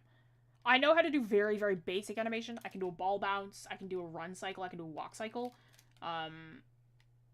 I can do very, very basic, like, not tandem, like swinging animation, like something swinging back and forth. I can do that. But I am not, like, a professional animator. I always say that, like, I'm more of a digital artist. My best friend is the animation person. How do you keep the motivation to draw? The funny thing is that when you... That's always... Ooh, what did I click? Oh, that's the gradient tool. Whoops. For me, I try to switch up what I'm drawing all the time. I have a few things that I draw depending... Like, I draw in a bajillion different genres. Right? It's like, I really love drama. I really love horror. I really love fantasy. I love sci-fi. I love realistic fiction. It's like, I draw in, like... It sounds, like, dumb, or, like, it sounds, like, kind of egotistical of me to say, but, like, I can draw anything. Right? It's, like, one of those things. It's, like, I am very, very used to, like, trying new genres all the time to the point where it's, like, I can do anything that you can throw at me. Just because I've, like, experimented at least a little bit with them. Does that mean I'm gonna be good at everything? No. Like, my forte is absolutely, like, fantasy, sci-fi, monsters, like, horror, that kind of area. Realistic fiction, general characters, right? But it's, like, I can draw anything. And it's literally just because, like, I've tested out so many different things. Because your motivation dips when you stop, like... When you do the same thing over and over and over, it starts to get really, really boring. And that's fine to want to draw the same thing over and over and over. I do that all the time anyway, for sure.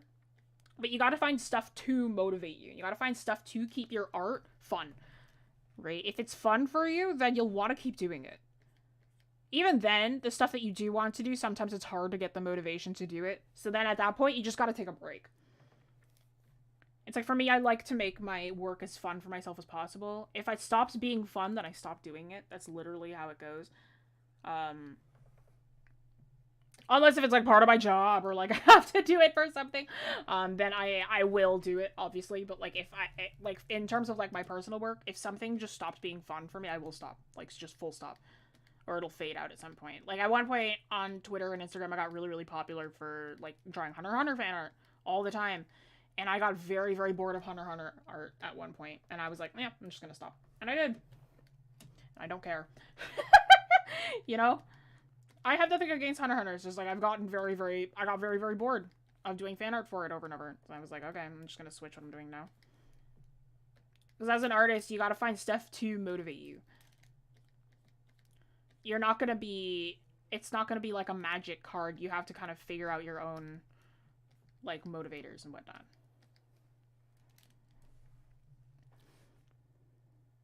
Just read that one Richard Williams book that everyone references. Super true. I know that app Krita has an animation feature as well as Procreate, which is a paid app. Yep. Procreate, Krita, and CSP are the ones with animation stuff. I'm going to be working in CSP for the animation stream. I am motivated by rage and spite. Valid. Super true. Understandable. Me. I do have a question. I usually pose... Oh, hang on. Let me read this real quick. Oh, you usually... Okay. I do have a question. I usually use the same pose over and over, and I'm now just getting better at clothing and anatomy, and I was wondering, how do you break out of the comfort zone to do more extreme poses? Hello, Calicito, welcome in. How do you break out of it? You force yourself to. I'm not even joking. Literally reference new poses and just draw them, because the only way that you're gonna break out of your comfort zone is if you try something new. It's literally like you have to just do it. If you stay within your comfort zone forever, you're not gonna get better. If you don't experiment, you're not gonna get better. You're just gonna like, you'll get a little bit better. You'll get marginally better, but you won't expand your drawing library, right? So it's better if you do a bunch of different things, a bunch of new things all the time. Obviously, you can focus on stuff. I have stuff that I focus on. I have stuff that I think that is my forte, right? Monster design, character design, comic art, very stylized proportions. That tends to be like my forte. I love foreshortening, right? That tends to be my forte, but I can do other things, right? And it's because, like, I can go out of my comfort zone. So it's usually better if you just constantly try new stuff, because if you just stick within what you're doing all the time, it's detrimental to you. Because the comfort zone, while it's nice, and you should have something that you think that you're pretty good at, or that you think that you can fall back on if you need something to do in terms of your skill. It usually tends to be the thing that you enjoy the most. But you should still expand what you're doing, because it's nice to try new things. You know, every manga artist, every anime artist that you know knows realism, right? Every professional mangaka, every anime animator, they all know realism, and they don't do it often. They don't need to, but they at the very least know how to do it, you know? So it's usually good to start from those fundamentals. You don't have to keep them, but you should kind of have them in the back of your brain. One more question. How long have you been drawing, and do you get paid for art? If so, how long have you been getting money for your art? How long have I been drawing? I am turning 21 this year, so it is almost 21 years. That's not an exaggeration. I grew up in an art family. My dad's a photographer. My mother grew up in performance arts. My brother's was pretty good at... He's going into computer engineering. My brother's pretty good with illustration and music and video editing as well, production. My brother's getting into photography as well. It's like I have nothing but artists in my family. My uncle is a culinary chef and oil painter. My aunt is she's a wax artist, and she upcycles furniture, and she is also a pastry chef. Do you get paid for your art? I am getting paid as we speak. This is my job. So me streaming is my job. I also teach. If you want to check out the classes that we have, it's on the Wing Canvas site, Daria. Or that's ! Classes. Because I do teach as well for, like, more guided classes, more live guided classes. I also do commissions on the side. Speaking of, I have a commission or two that I gotta do, and I think I just got a text for one.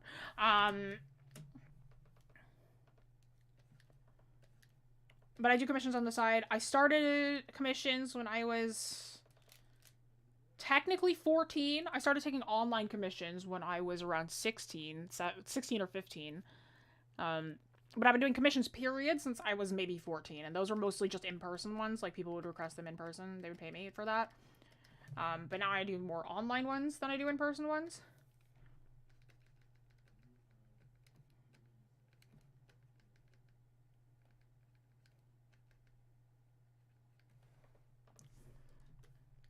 But yeah, I've been paid for my art for a while by this point.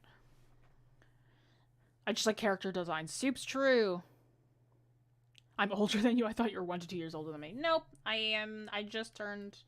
I'm still 20. I'm turning 21 this year.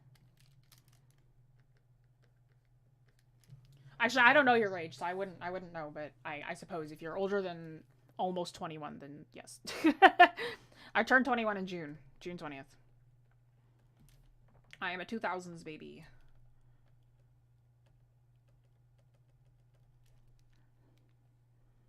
Yeah, Wing Canvas is a virtual art school. We're not just a YouTube channel. We are also an art school. Commissions are great because it's the only thing that gets me to draw guys regularly. Same, actually. I do a lot of girls for commissions.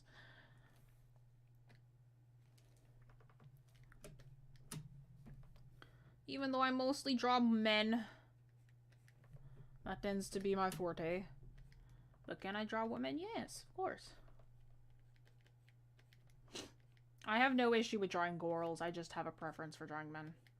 That's all. 24, blah. That's fine. 24 is not old.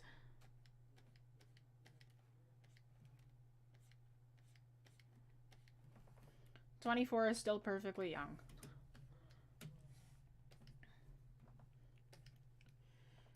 Ooh, 541, really? I didn't even realize. Okay. That's fine. I kind of like the way that I've done this one. It's nice and soft. I'm kind of doing a bit of a softer look for this piece. I'm working with the pencil rather than a hard liner, so it kind of gives it more of a traditional feel by comparison. I've been doing a lot of traditional art lately.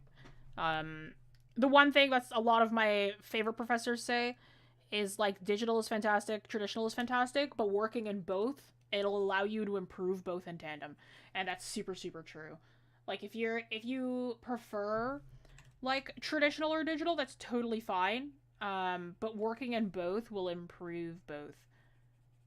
It's up to you whether you want to work in both or one or the other. But when you try out at least one, it'll improve the other. So, like, it's usually good to have both in your roster. 45, valid. Rumors, there are so many careers. Oh, Chi-Chi. There are so many careers in the arts, video game designers, graphic designers, illustration, freelance, etc. Yeah, there's tons. Any tips on hair for digital, and should I use the paint bucket with hair? Depends on your rendering style. For me, I have a few different techniques for drawing hair. Just these lines. This is just like it's something that you gotta... Hair, don't draw it like this. You're gonna want your hair to be in, like, big ribbony chunks. It tends to make your hair look a lot fuller. Oops. When you work with hair as well, when you're painting it, what I usually do is I block in the color first. That's with a paint bucket, or just, like, coloring it in with just, like, a large brush. You do that first, and then you, yeah, you do that first, and then you paint on top of it. You can either use a fancy brush, or you can just make it more stylized. For me, I tend to use, like, a square brush and just go at it.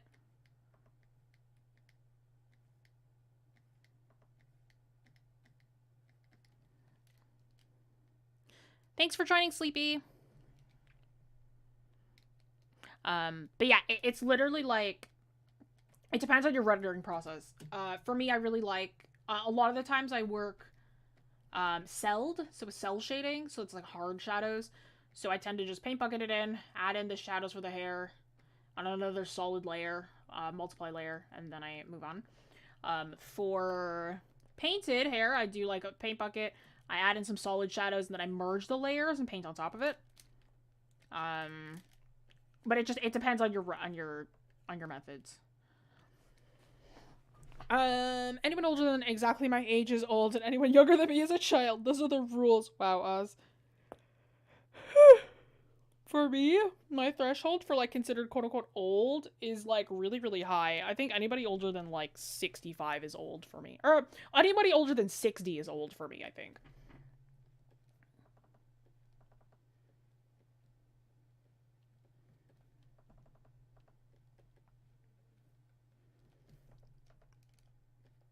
Anybody younger than 30 is young. I only consider adults like 30 and up. Oh, thank you. No worries. Yeah, there's a lot, because, like, for me, I like to have a bajillion different, like... I like to have a bajillion different techniques depending on how I'm working. Like, for perspective especially, perspective in foreshortening and anatomy especially, I have, like, a bunch of different techniques depending, and I'll switch between them depending on what I'm doing. Just because there are some things that, like, need a different technique in order to work. Or need a different technique in order to just kind of vibe, right? And like I mentioned it while we were during the foreshortening stream. Like I gave a bunch of different techniques for how to foreshorten, and that's because I switch between all of those depending on what I'm illustrating.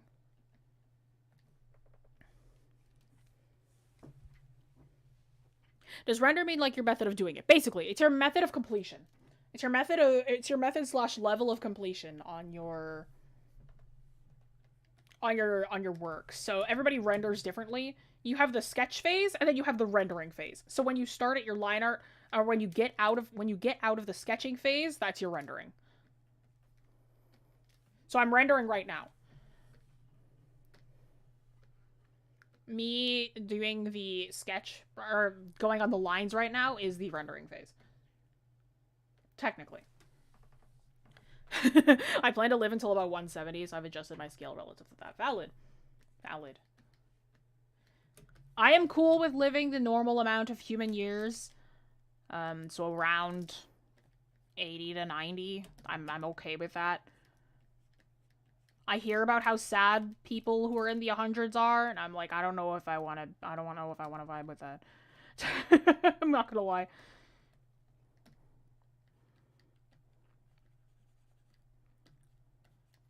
This feels wrong. How did I do this before?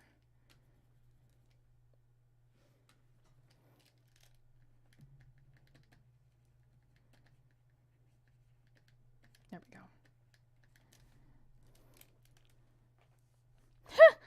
I am back after practicing drawing heads from Tom. Practicing from drawing heads and Tom from Tom and Jerry. Valid. Yeah. I don't know what I'd be drawing. Oh, no, actually, I've started another sketch page to let emotions out. That's what I like about art, is that it lets you kind of express emotions without saying anything.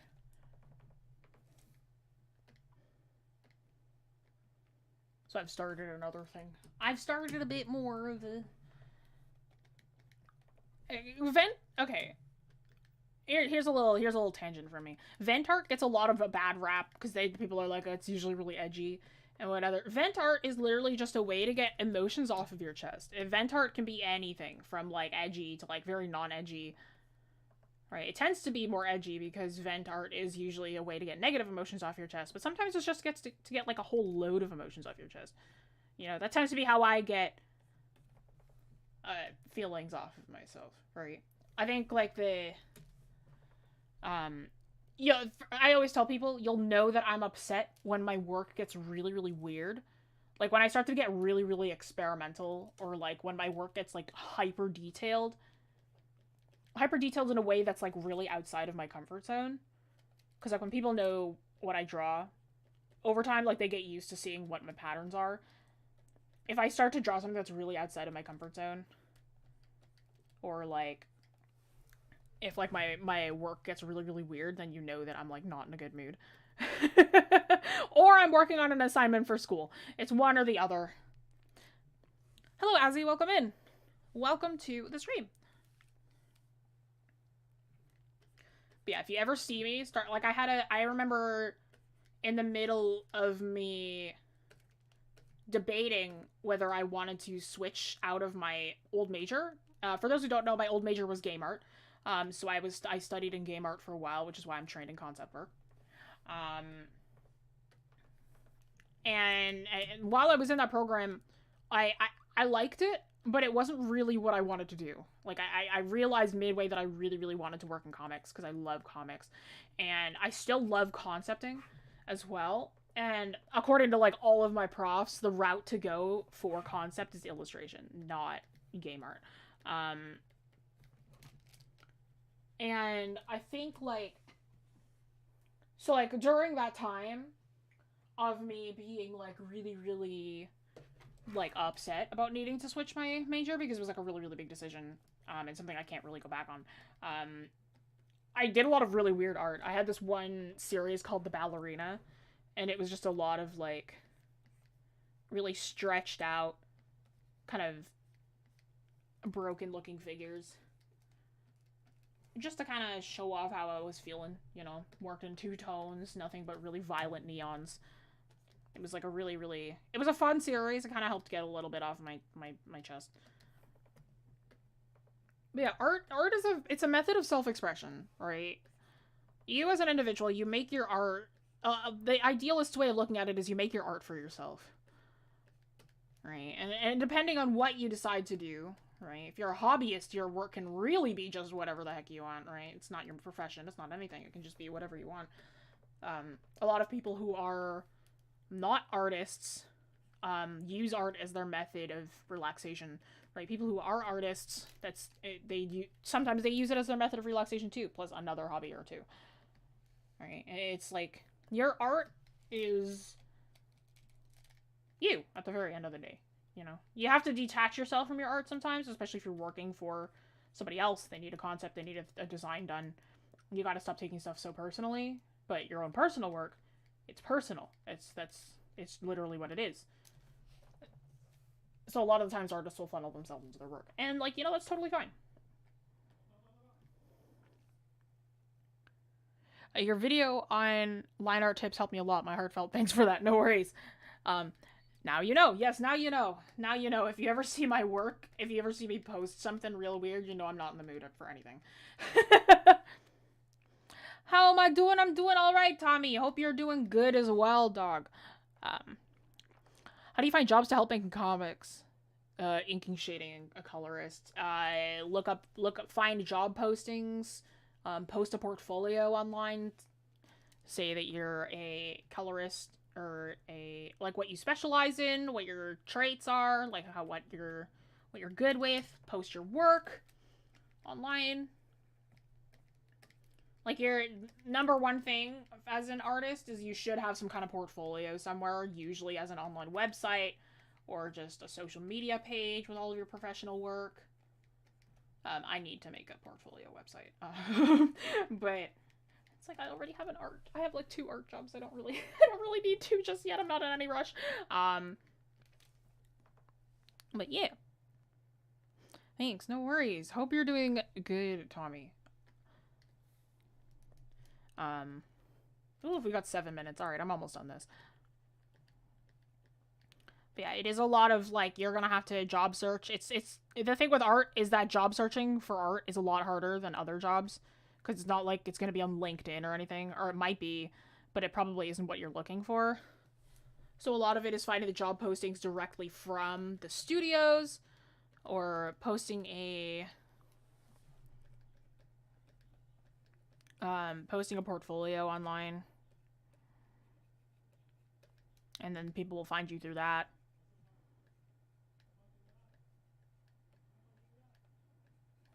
Getting art friends, connections, really, really important. Because sometimes if your friend can't take a commission, they might pass them on to you. I've passed on a few of my commission, like, because I didn't have time. I've passed on a few of my commissions to, yeah, like my best friend. I've passed on a commission before, and I know that my best friend gets commissions passed on to her a lot. Right? Connections are everything. Sometimes those people might be the next person that gets you your job as well. Like, if they see a job posting and they're like, hey, you'd be perfect for this, and they'll put in a good word for whoever it is. Connections are like your best friend. Your connections are really great, so always try to make connections with people.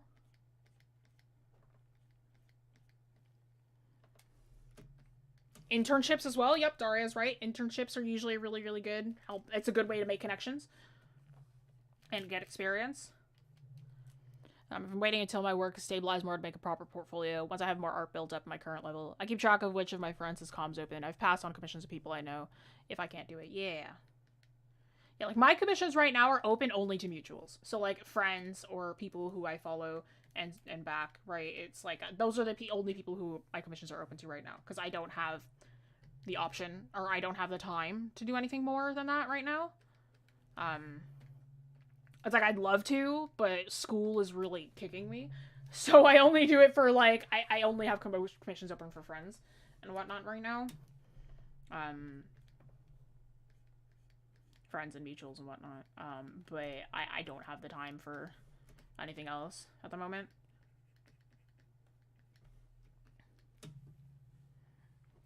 Hope everyone remembers me. I feel like your profile picture changed. I usually remember people based on their profile picture. How much an artist with 100k followers on Instagram expects for commissions like fan art? That's hard to gauge. That's really hard to gauge. Because even like some people with like really high follower counts, like they don't price their work correctly. And I say like they underpay themselves.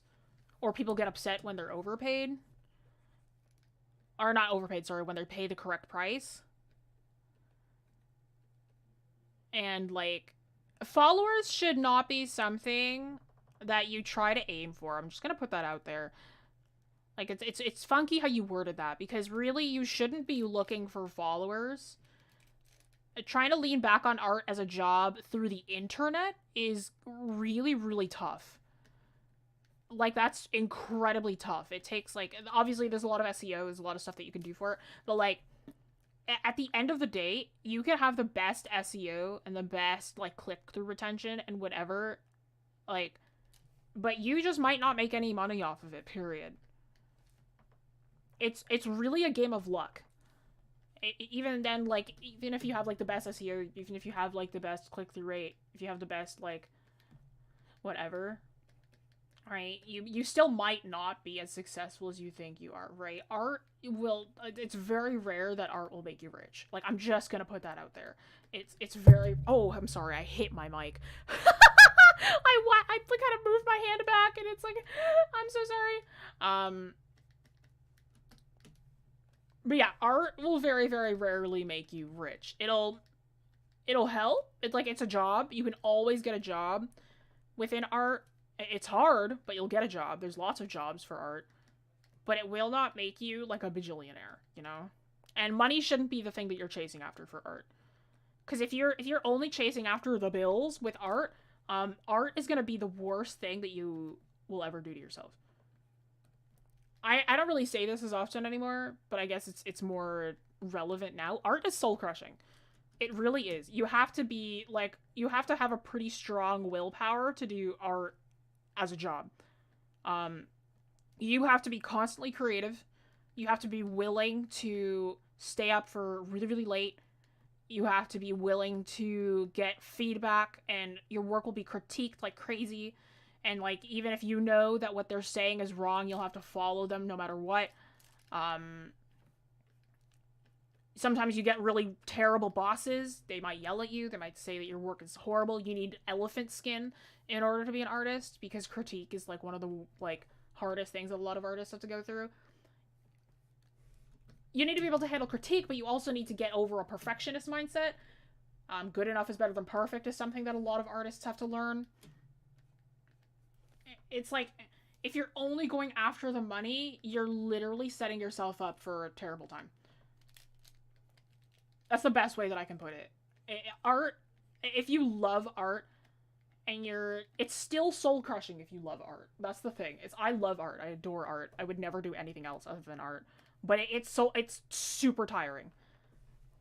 It's like, I do it all the time. It is my daily routine. I haven't had a day, like, the longest I've gone without drawing has been like 2-3 days maybe. I draw every day. I do a lot of art for work. I do art for school. I do it as my hobby. Like, my world revolves around art. And I am constantly exhausted.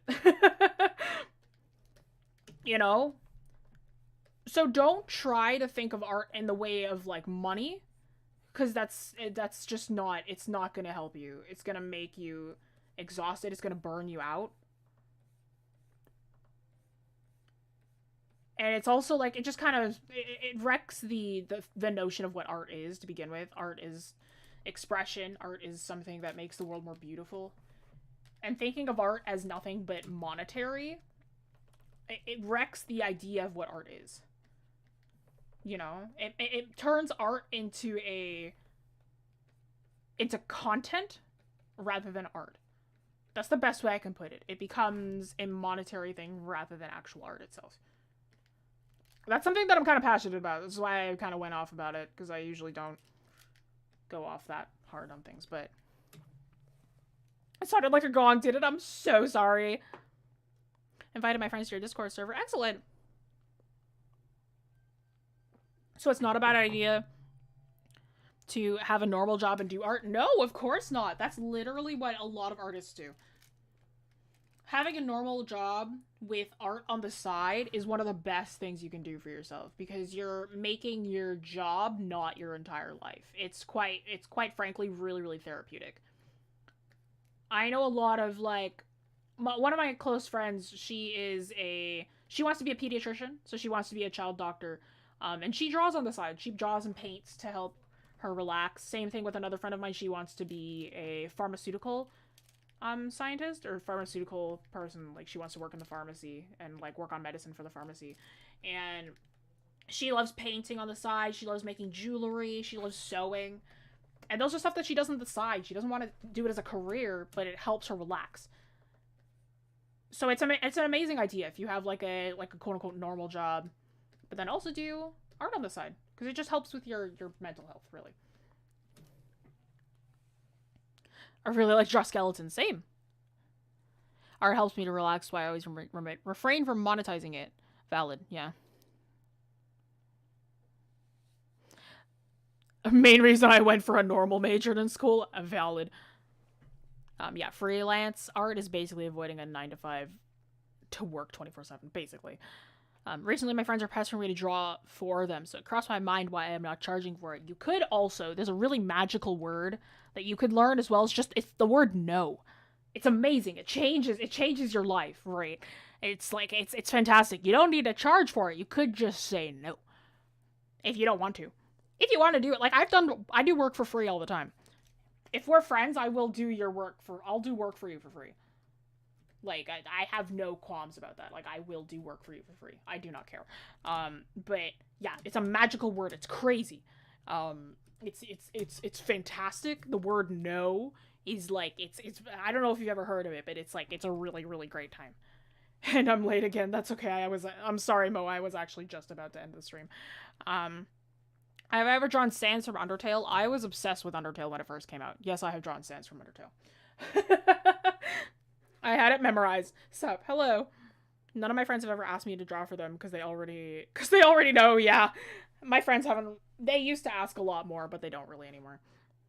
But yeah, that's gonna do it for this week's stream. Thank you so much for joining, everyone. Next week is drawing men. So we did women this week. It's men next week. Really, really nice and easy. Again, before we go, if you don't know too much about the studio, don't know too much about us, we're not only a YouTube channel, we are also an art studio. So if you'd like to check out the classes that we offer, be sure to check them out on our website. That's wingcanvas.com. You can check out the classes that we offer over there. I don't know when summer camps are opening up, but those should open up eventually. March break camp is opening up, as I believe, so you might want to check that out.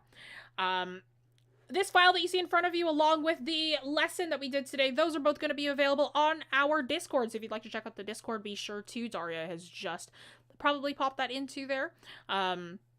Discord is fantastic. It's why am I doing an ad read for Discord? Our Discord is great. It's nice and chill in there. Come hang out. Come talk to me. Come talk to the other people. It's great. It's a good time. But if you'd like the working files, there isn't too many layers to these ones, but if you'd like the working files for any of my streams, you're going to have to join our Patreon. And that's where, little is $5 a month. You can get one working file per month. It's, I believe, 20 if you want to. And there's also going to be behind the scenes that pop up as well. Because behind the scenes are it's a nice way to get to know the studio, a nice way to get to know us. So if you'd like to check out the Patreon, those are available as well. And then once again, next week, we're doing men. So we did women this week, it's men next week. So we're going to be talking about male proportions and things to keep in mind when we're drawing men.